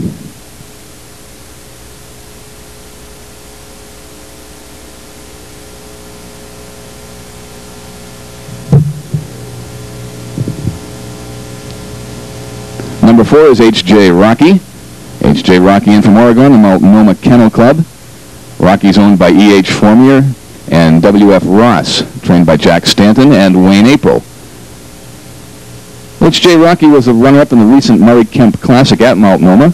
H.J. Rocky in from Oregon races today 70.5 pounds. It's H.J. Rocky, 70.5.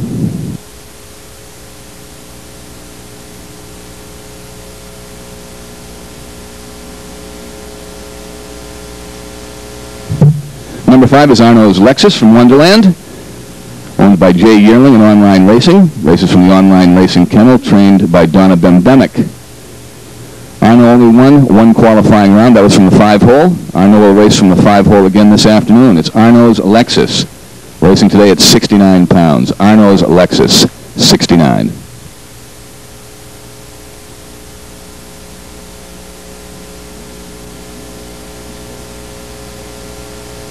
Number 6 this afternoon is Flying Oak. Flying Oak's in from Lincoln Park in Rhode Island, owned by EP's Kennel. Races from the Flying Eagles Kennel and trained by Steve Hanel. Flying Oak wins this afternoon. It could be just the third time we have a great race champ with a perfect record. Flying Oak sporting a perfect record this afternoon. That's Flying Oak racing today at 67 pounds. Flying Oak.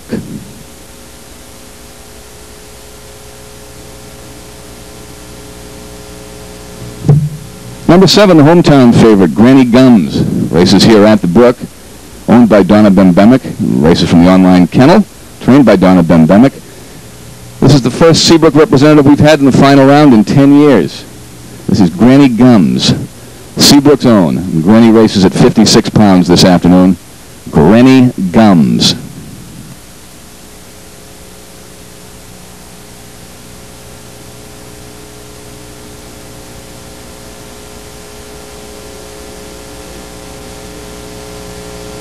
And rounding out the field is number 8, Flying Total. Flying Total in from Lincoln Park in Rhode Island from the EP Kennel. Races from the Flying Eagles Kennel and trained by Steve Hanel. Flying Total just a month out of maiden. This is only her 12th career start, but she's made it to the final round of the Great Greyhound race. Flying Total races at 71 pounds this afternoon. That's number 8, Flying Total.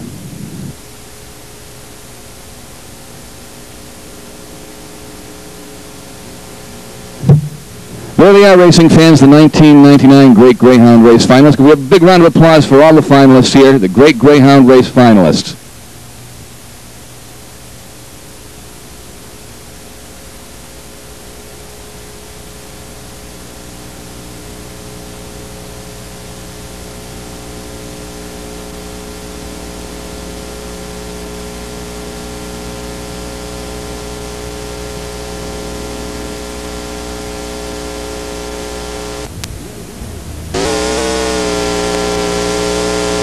Floor's in motion. It's race time.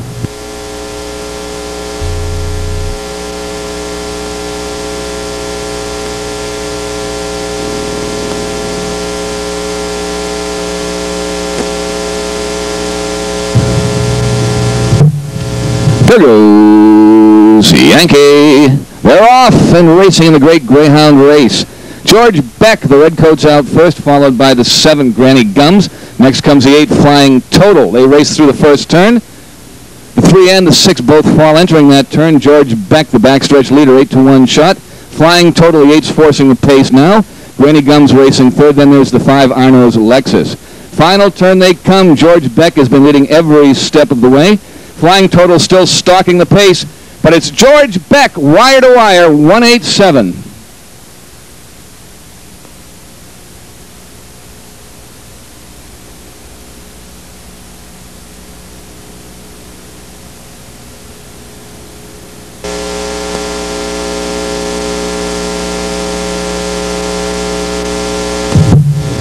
There goes Yankee. They're off and racing at the Brook. 4's out first with the 5, 8-1, 2, 7, 6, and the 3. PA's Reale, 8 leads the way as they race the escape. 4 is chasing next. DG's True Blue. Deuce 1, 7, 3, 6, and the 5. Headed for the final turn. Here comes True Blue up on the inside. 8 goes to the chase with a Deuce 1, 7, 6, and the 3. Down the stretch they come. It's DG's True Blue. The 4 picking them up, laying them down. 8's chasing next on the wide. 4's on top at the wire. 8's next, tight for the rest.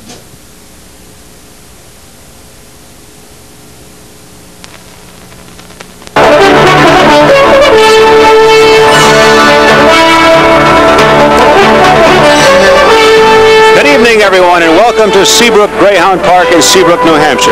Hello everyone, I'm Gino Capoletti along with Steve Emming and Eddie Keelan, and we are proud to bring you the most prized event in dog racing history, the Great Greyhound Race of Champions. Steve Emming, who is track assistant vice president at Sodrac and also our racing analyst, will comment on the race, and Steve, I would have to say that a big purse awaits the winner. Certainly does, Gino, and as the 6th largest spectator sport in the United States, Greyhound racing continues to gain the attention of more fans throughout the world, and I think we'll add some viewers tonight because this national championship has brought together an outstanding lineup of 8 Greyhounds from 5 very tough rounds of qualifying, and in fact during that qualifying a new world record time was set for the 5/16 mile course. Now we've got some very anxious spectators, we've got some very nervous owners and trainers, and we've got 8 Greyhounds out there who, well, they're just going to do what they do naturally, and the difference is one of them is going to take home a record purse. Okay, Steve, and track president Eddie Keelan would like to say hello and also introduce the governor of New Hampshire. Thanks, Gino. Ladies and gentlemen, we're very happy to welcome you to Seabrook Park, the home of this great race, a $250,000 race, the biggest one ever run in greyhound racing. A few days ago, the governor of New Hampshire, John Sununu, stopped by, and he left a welcome, and with this, I would like to have him give the people's welcome from the state of New Hampshire to all of you. Thank you very much. On behalf of the state of New Hampshire, I'd like to welcome you to the $250,000 Great Greyhound Race of Champions. This race, which is co-sponsored by the New Hampshire Sweepstakes Commission, is the greatest and richest sweepstake purse of all time. I'd also like to congratulate the kennel owners and trainers and everyone associated with these superb Greyhound champions. In addition to that, I'd like to extend my congratulations to the 8 winners of the Win, Place, and Show Sweepstakes. Obviously, this is a very special night for all of you. A very special welcome to all of you who are here. Please accept our hospitality, and we certainly hope you enjoy the evening. And the post-parade follows. We'll be right back after this message.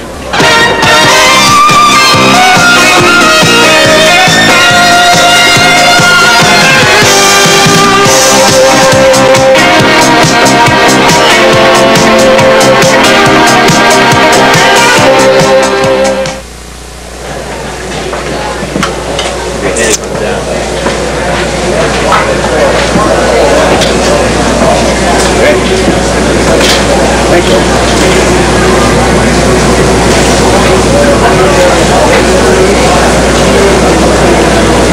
Yep. Sounds is right made.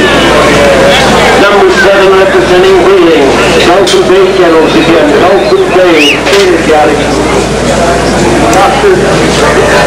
Determined the winning Greyhound in the country this year with 38 victories. Consecutive win record.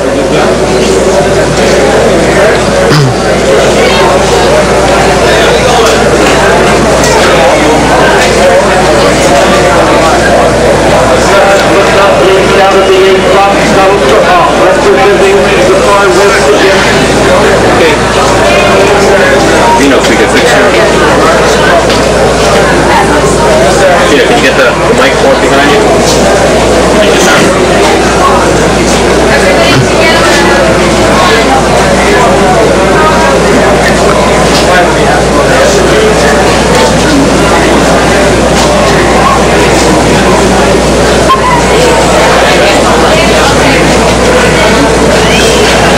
And here's the post parade for the largest purse in dog racing history. Steve? Gino, we start with number 1, who's Kiowa Hustler. Kiowa Hustler representing the Southland Greyhound Park out of West Memphis, Arkansas.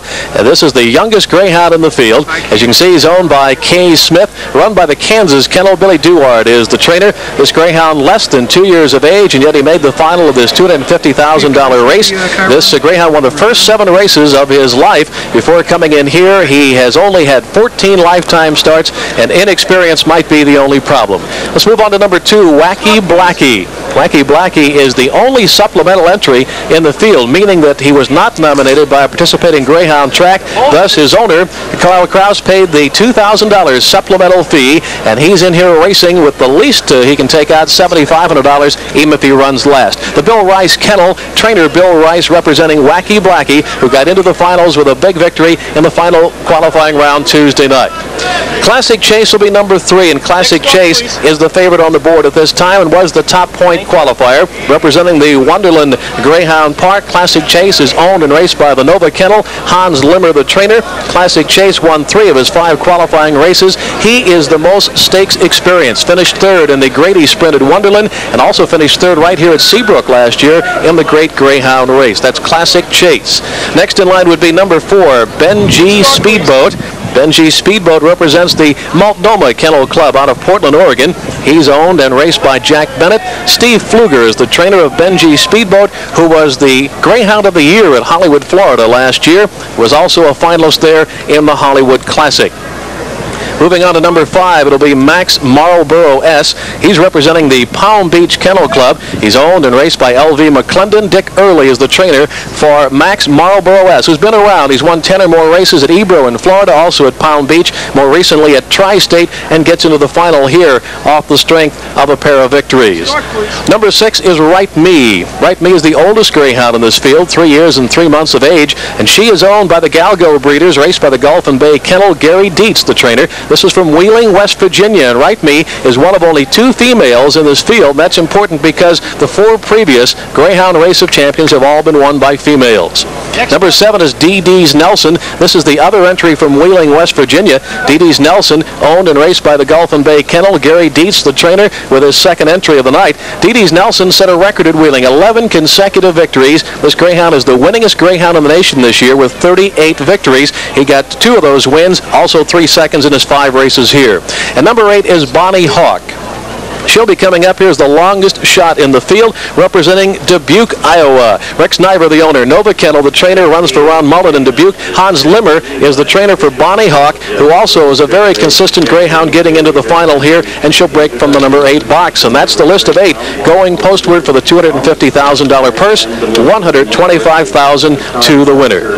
Well, Steve, you say that the Great Greyhound Race of Champions has been won by females in its 5 times. And this is the 5th year for the Greyhound Race of Champions. 4 females have won in the 4 previous outings. There's two in the final tonight, Right Me and Bonnie Hawk, although the favorite is going to be Classic Chase, it appears, and we have some footage from the qualifying round. The Classic Chase won in the closing night of qualifying. That was this past Tuesday. When we take a look at that, she'll be coming out of the 3 box you'll see here. Note number 4, too, is Kiowa Hustler, who is up in good position, but Classic Chase rushes to the turn and takes out the opposition on the first turn, going on to the win. Now, that bump at the first turn that hurt Kiowa Hustler, he finished 6th in that event and just made it into the final by 1 point. In the meantime, Classic Chase was pulling away from this field to win his 3rd of 5 qualifying victories, and Classic Chase is the post-time favorite. He's 8-5 on the board right now. Here is showing winning on Tuesday night. Also coming up, we're going to take a look at Dee Dee's Nelson, who was the 2nd top qualifier in the point standings during the 5 rounds of qualifying. Now, Dee Dee's Nelson in the race you're going to see will break from box number 4, and in this same race you're going to see Ben G. Speedboat in the number 6 box. It's important to watch these two because neither one gets to the front, and yet they run big races. In fact, Dee Dee's Nelson wins this qualifying event. There he is cutting through on the rail. He's actually sitting about 3rd or 4th at this point, but he finds the rail open and sneaks up to get the victory. Right behind him is the 6th Ben G. Speedboat. I note these two because I think they have the 2 best chances of coming from behind. We'll see a lot of early speed in this race, but if there is going to be a winner coming from behind, it's most likely to be either the 4 or 6 you see in this race. That's Dee Dee's Nelson to win it by about 1.5 lengths in that qualifying over the 2nd place finisher Ben G. Speedboat. Well, it's certainly been a great week of events that have taken place here at Seabrook, and we'll get to that in a little while, but I got to say one thing, Steve, that this race, with all the hoopla that has gone into it to make it such a big event, I would have to say the excitement just reigns supreme around here. Let's look at one more qualifying race because 3 of the finalists appeared in that race. You're going to notice Right Me coming out of the number 1 box, Bonnie Hawk in the 3, and watch the number 8 box because coming out very quickly is Max Marlboro S out of the 8-hole. And Marlboro appears to be ready to clear, but Bonnie Hawk gets up inside of him and whoops, takes him out at the first turn, and Right Me cuts through along the rail. So the 1 dog, Right Me, as Bonnie Hawk swings a bit wide down the backstretch, gets to the lead. Right Me goes on to the win. Bonnie Hawk, who needed a 2nd in that final round to get into the final, does run second, and Max Marlboro S finishes fourth, actually, in this race as they come to the wire. Right Me would have loved the one hole again tonight, but drew the 6 box. Max Marlboro S had trouble in that race. If he can get clear tonight and clear the first turn, he'd have a much better shot tonight. Well, it's winding down to race time, and it's been winding down all week. A great week of events, and we'll get to that right after this message.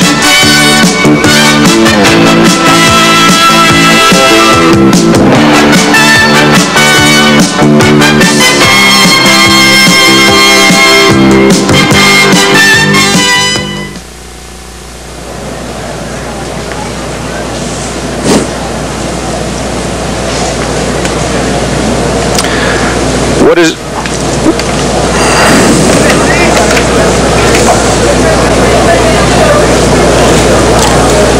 when I say Monday night, that'll be your key, right? Okay. Okay.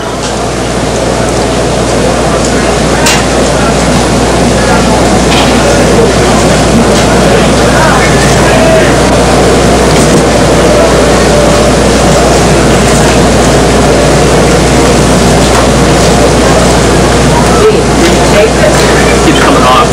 Won't stick. Does he say he wants about a minute before we get into the features? Anything we want to cover? Well, we're going to talk about the week. You might just talk about how it's been a good week for us as well. What about maybe the 71 finalists and the 5? If you want to stay, fine. Whatever you want to cue into. I'll just not try to get beyond the bounds so you don't have time to get into that. Okay.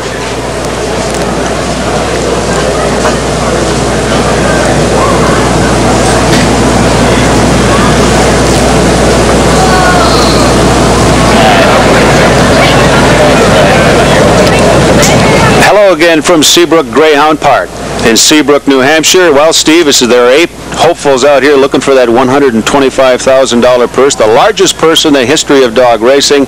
71 entries. How did they manage to wind up with 8? Well, we actually had 5 rounds of qualifying, and points were awarded for each win. 24 for a win, 15 for a second, 9 for a third, and so forth. They went through the 5 rounds. The top qualifiers advanced to the final. We mentioned at the top of the show that a world record was set for the 5/16th mile course of 29.85 seconds by Abilene Rumor. Abilene Rumor did not make it to the final, though. That's how tough that qualifying was. Well, it certainly is building up to a great race, and it has been all week. And on Monday, it all started. Featuring a fashion show and open buffet, it was hats off to those who undoubtedly support the influx of tourists that Seabrook enjoys as a seacoast resort. On Tuesday, the legislatures of New Hampshire were honored. With a full clam bake housed under tents in the infield, it was a unique night for a unique group of individuals, seeing that New Hampshire has the largest political body of its kind in the nation. On a little lighter note, Tuesday also played host to the first annual electoral dogleg. Featuring 8 greyhounds with names such as Kennedy, Como, Sununu, and Reagan, the race, on wagering of course, provided a satirical backdrop for a fun-filled competition recognizing New Hampshire as the premier stomping ground for candidates on the primary tour. The fun continued on Wednesday as the great weight race stupefied both fan and greyhound alike.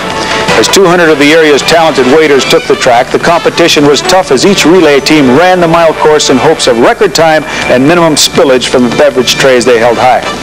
With over 50 greyhounds in attendance, the consensus was it was about time they got a look at greyhound racing from a different perspective, ours. When the excitement from the matinee subsided, it was time to get down to business with the draw for both post and sweepstakes positions. For the dogs, it's the post position which proves a most vital asset when breaking from the box. It can make or break a winner depending on a greyhound's running characteristics. For the sweepstakes participants, it was sheer excitement to see which prize animal athlete would determine their fate in the quest for the $50,000 grand prize. The electricity given off by an almost intangible sense of ownership was clearly evident as the governor hosted the day's events. Thursday was a special night for all of us who have an interest in the image of greyhound racing as a whole. In honor of REGAP, which stands for Retired Greyhounds as Pets, a gala buffet was offered so as to increase awareness as to what great pets these retired greyhounds make. This program on a national level has done wonders for getting the public involved in the adoption of such a loving animal who no longer calls the 5/16th Oval home. Let's take a look at one of America's more popular regap patrons, Bo Derek, as she reveals what is truly special about the domestic Greyhound.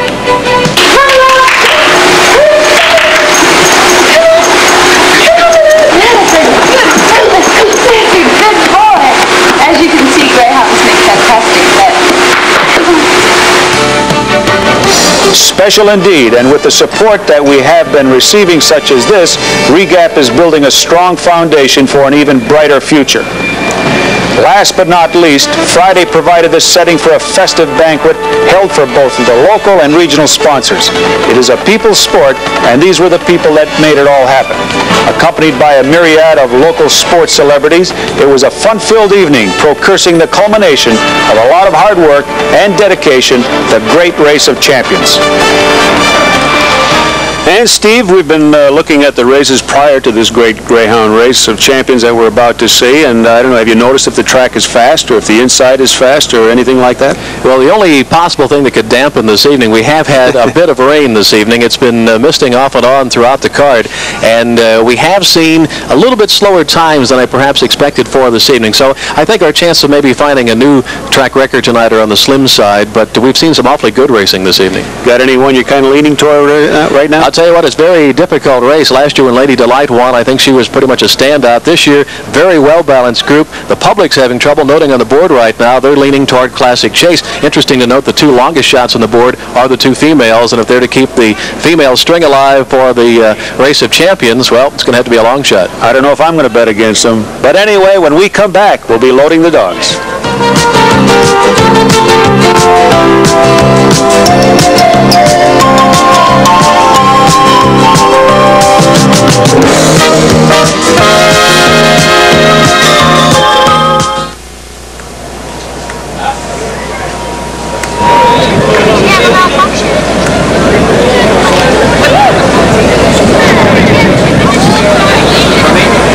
Okay, and then you're going to send it to his clow.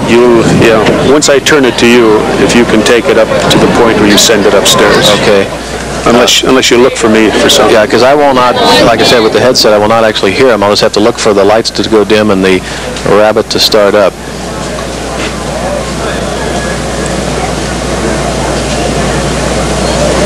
You don't want too much of a lull in between there, is that it? Right. Yeah, okay.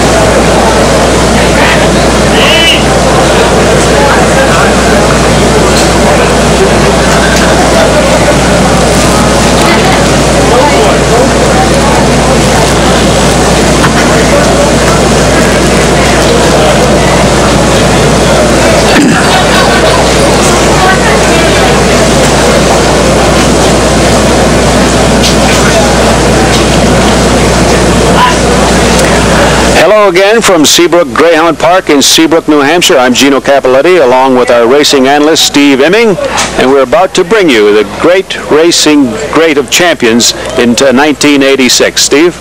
Gino, the track announcer has just called for the loading of the Greyhounds, so they're officially being loaded into the starting box right now, which means we're just about a minute away from the actual start of the race. It appears that Classic Chase will go off as the post-time favorite, about 9-5 on the board right now. Pretty evenly bet after that, with number 1 Kiowa Hustler sharing second spot with Dee Dee's Nelson out of the 7 box. And I think really Classic Chase and Dee Dee's Nelson are the Greyhounds to beat. And if you're looking for someone to beat them, I think Kiowa Hustler out of that 1 box has the shot. If you're looking for a long shot, Benji Speedboat at 9-1 right now out of the 4 box could be the one to do it. And of course we got the 2 females trying to keep that Greyhound Race of Champions string alive. And right now they're the 2 longest Greyhounds on the board. 13-1 right now on Right Me, who I think had she drawn to the 1 box might have been one of the co-favorites, and she's 13-1 out of the 6 box, and Bonnie Hawk the longest shot on the board at 20-1. Well, somewhere along the line we're going to have to pick one. I You going to take? I'm really torn between Kiowa Hustler and Benji Speedboat. I can't have two. Well, I got Kiowa Hustler and Write Me for some reason. So if you're going to take two, I'm going to take two. Okay.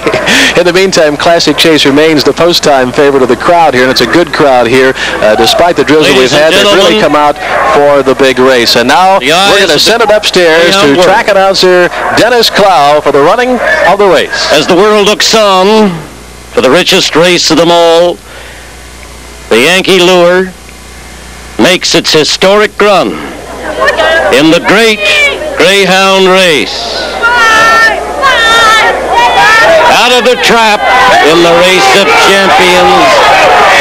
Going right to the front is the Speedboat Dog, the Chase Classic Chasers, and scuttling through the turns, 4 twos. The Redcoat down the backside, it's that Speedboat Dog they've got to catch. Blackie is right there. Classic Chase at 9 to 5 is third. Redcoat needs the room. Ditto for the Candy Striper. Still the Speedboat as they turn for home, and Blackie is gaining ground down on the inside.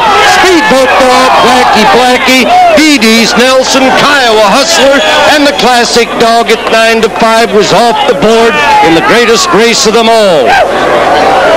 There we have it, the upset. The upset of the night, Benji Speedboat. Well, I get part of my money back there, huh? Do. Benji Speedboat, 9 to 1 on the board, was able to get to the front on top, something he had a lot of trouble with in the last qualifying round when he completely missed his break but still got up for a second. I think that gave him the shot tonight, especially since Classic Chase, the betting favorite, sat in the box, did not come out well. But Wacky Blackie, a Greyhound we didn't get a chance to tell you that much about, really ran a strong race and got up for a second, and Dee Nelson is the third place finisher. Those numbers on the board. All right, let's take a look at the replay of the race. And Steve? Okay, as you see, they come out of the box. Braking alertly is Benji Speedboat. From the outside, there's brake, though, too, is Write Me, who once the rail brakes fairly sharply. And on the far outside was Bonnie Hawk. Then along the inside, Wacky Blackie broke well. But Benji Speedboat was able to take command here as Classic Chase, who had to rush up, and that's his type of race. He tries to outrush them to the turn and almost clipped Benji Speedboat here, you'll see in the first turn. But Benji was off-stratted just momentarily and is able to swing around and get to the lead as Classic Chase takes the worst of the tuffle, and coming through on the inside is Wacky Blackie. Now, Kiowa Hustler sat in good shape here, going down the backside, and just couldn't outrun him tonight because Benji Speedboat gets to the lead, and Wacky Blackie, who came into this race at 7 to 1 and had to win on Tuesday night in the closing qualifying round to get in, almost pulls it off as the only supplemental entry in this final field of 8. But Benji Speedboat's a tough Greyhound to catch when he's on the lead, and Wacky Blackie makes a valiant effort at it here and can't get there. In the meantime, you notice Dee Nelson back here in the 5th spot trying to get through along the rail. He's getting past Kiowa Hustler and Classic Chase, and Dee Nelson, who's been a very consistent Greyhound, with finishing first or second in some 24 of his last 25 outings, makes a good effort here despite his trouble on the turns to get up for the 3rd spot. Here they come at the top of the lane. Benji Speedboat, Wacky Blackie, who likes the rail but has to swing it outside because Benji is right there. And Wacky Blackie looks like he's going to pick up some ground, but Benji Speedboat is a determined winner coming down to the wire as he is the winner of the $125,000 first prize in the richest Greyhound race in history. There he is on the wire beating Wacky Blackie, and then it's a good 4 or 5 lengths back to the rest of the pack as Dee Nelson gets up to be 3rd, beating out Classic Chase and Kiowa Hustler. And there you have it, the 86th winner of the Great Greyhound race here at Seabrook Park in Seabrook, New Hampshire, Benji Speedboat, and the winner of the $125,000 purse. Stay with us and join us in the winner's circle right after this message.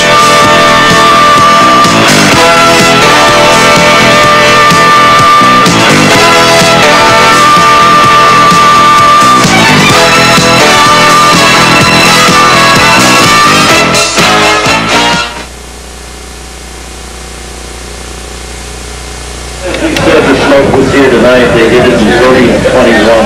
Another say 59-60, the tie ticket 637-20. Let's go to the replay.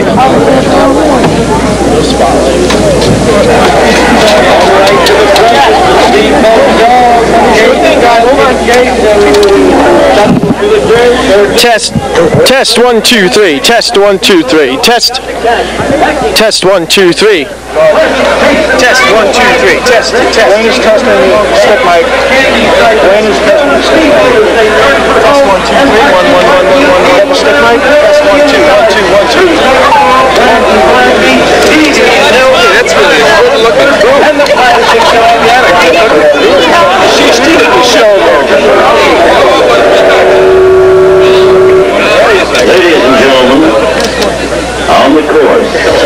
Seabrook Greyhound Park for this auspicious occasion. 30, guys. The members of the American Greyhound Track Operators Association. Here's the mic. We'll give you the earpiece. Sweepstakes. Stay right here. The earpiece. Mutual Commission. Hey, guys. Gentlemen finalists. Sweeps finals. Want him on the track? He's going up there. Distinguished members of Seabrook Greyhound Park, Yankee Greyhound Incorporated, headed by our president, Mr. Edward J. Keelan. Good evening, ladies and gentlemen, and welcome to Seabrook Greyhound Park. What a race it was, and here to make the presentation for tonight's champion, the president of Seabrook Park, Eddie Keelan. Eddie? Thanks very much, Gino. We're very pleased with this race. We have a wonderful group out here on the track representing the sweeps and our own people. Tom, Joe Carney, Arden Hartman, president of the AGTOA, one of the wonderful Flair family out here, Miss Greyhound. We have down the end here, we have Mr. Pfluger, we have Skip Jones, we have Mike Higgins, and we have the winning Greyhound dog for $125,000. Thank you, Gino. Benji Speedboat. I got to tell you, he took the lead, went off and won it, going away. And there with the blanket emblematic. Come on over here. This great race. Gino, we'll get the trainer over here, Steve Pfluger. We can talk to him in just a second here as they take pictures. Steve, you mentioned the other night Benji Speedboat kind of missed his break in that final qualifying round, but he was out and going tonight. He was ready for him tonight. Oh, I can't believe he broke, right? Oh, excellent. Just what he had to do. Steve, do you have any second thoughts when Classic Chase got up inside of you going to the first turn? It was rough. Just, he stayed down. We went on. Speedboat. I can't believe it. Not too nervous, are you? Yeah. When will you be calling Jack Bennett to tell him about this? He knows. He's been watching it. We got it. They're all watching it. Well, Benji Speedboat, we mentioned it at 9-1 was a long shot. Did you expect him to go off at those kind of odds? I figured he'd go off a lot lower. I figured he'd go 4 to 5 to 1 at the most. Well, thank you very much. Yeah. And here's the trophy that will be presented to the winner, the 86 Great Greyhound Race of Champions. Well, thank you very much, everyone, from Seabrook Greyhound Park in Seabrook, New Hampshire. Good evening. Oh, great. Look, there's Bud.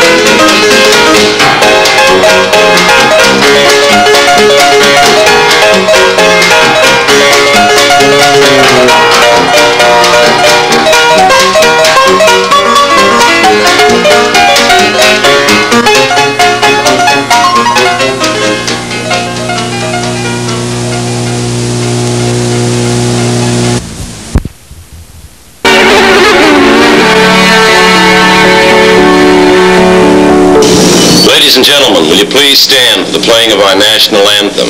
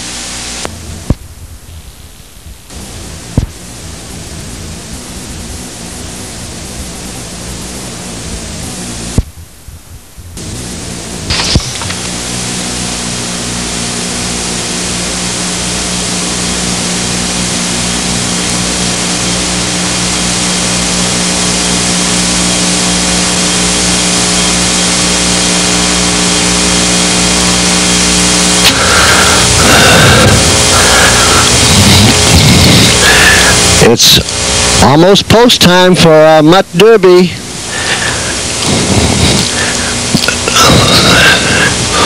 Of course, whoever gets to the finish line first is the winner of their particular heat.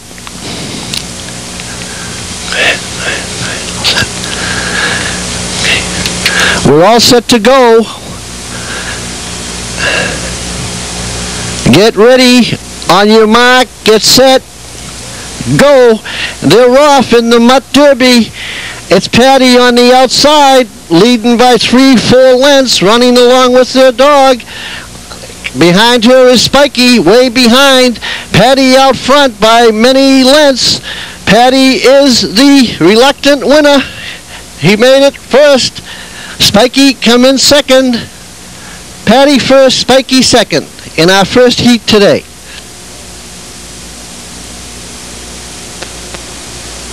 Buddy, a black and brown dog, number 155. And number 157 is Ophelia, and 158 is Whitney.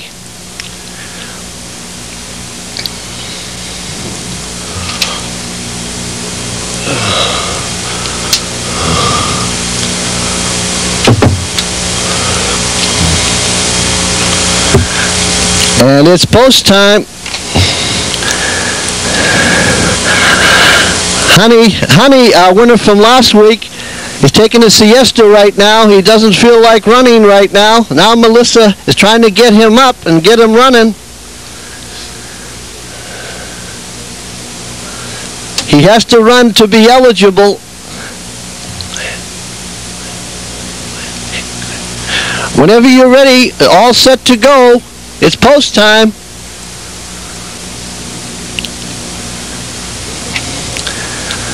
Get ready, on your mark, and here they go. Moving up quickly. On the outside, there's Honey on top. She woke up and looks like Honey's going to win again. Number 151 is Honey. Okay. All right. Winner of that heat was Honey, Melissa Bako. Repeat win from last week, 2 wins in a row. Also, the runner-up was Ophelia, Whitney, and Buddy, but the winner was number 151, Honey. Congratulations, Melissa.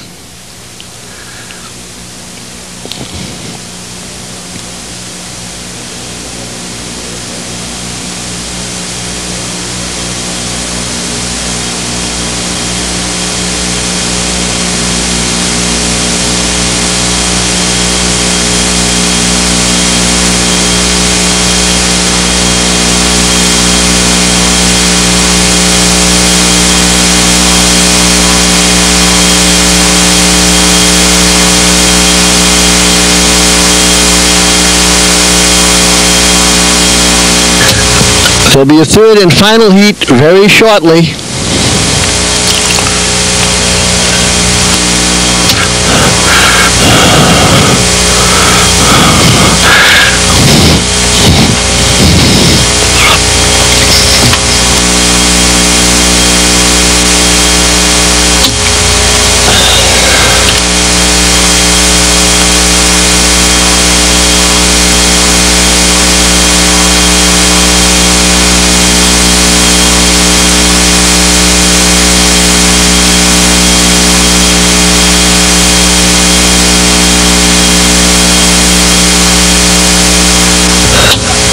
Our final heat is coming up now with Ranger 153 and number 154 Ace.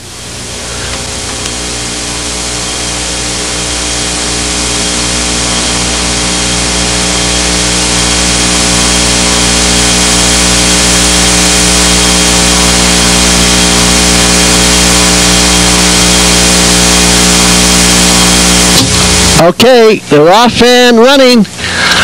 Big black dog moving right up there quickly. Here he comes. Ranger right up there on top.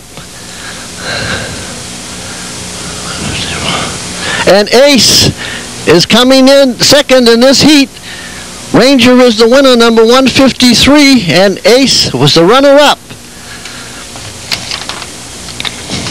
Ranger Scott Tisbett's dog, Ranger, won this heat. Congratulations, Scott. And thank you all for coming today. And don't forget, next Saturday, the same time for the final round of our famous Mutt Derby.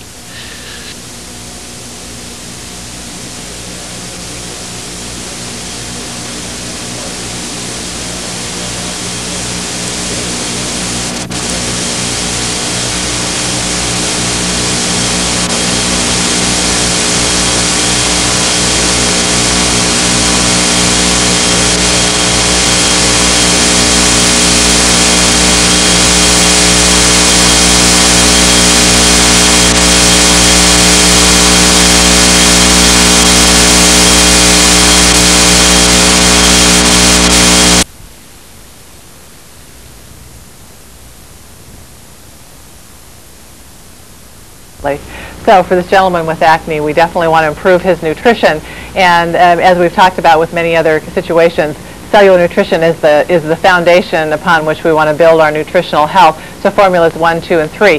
That provides us all of the essential nutrients that we need on a daily basis. We're actually achieving those by using the cellular nutrition. So there's just no way that you can eat a healthy, balanced enough diet by the food supply today to really achieve and put those 50 nutrients that you need into your body on a daily basis.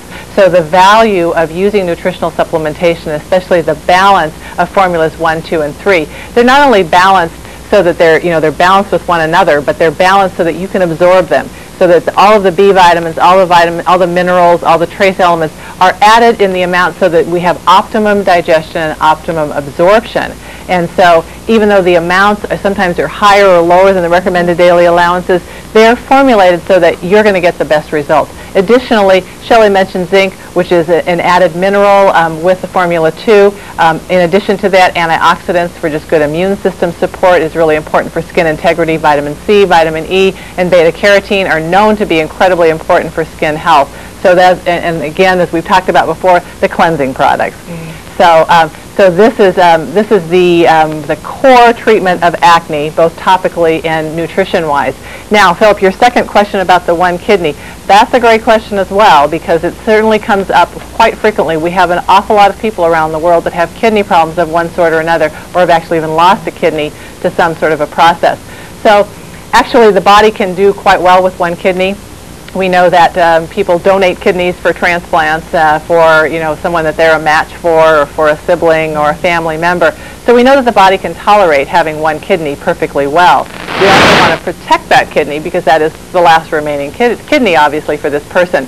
So we want good nutrition for that person. Unless their doctor has told them for some reason that they have nutritional restrictions, They can use all of the products, certainly. The warning, or the notice, actually, it's not really a warning, it's a notice on Formula One about people with kidney disease. That's people who are not using, or be careful in using Formula One if you have kidney disease. The reason that that is there is because we want people who have not well-functioning kidneys to make sure their doctor is aware, because those people will have nutritional restrictions on occasion, especially with potassium and with protein. But for the average person who has one healthy remaining kidney, there are no nutritional restrictions for these people. They can use all of the products quite well, and we would certainly encourage them to use good nutritional support so that they can be optimally healthy with that one remaining kidney. Aloe, Florifiber, the cleansing products are going to be extremely important as well to have good urinary system health.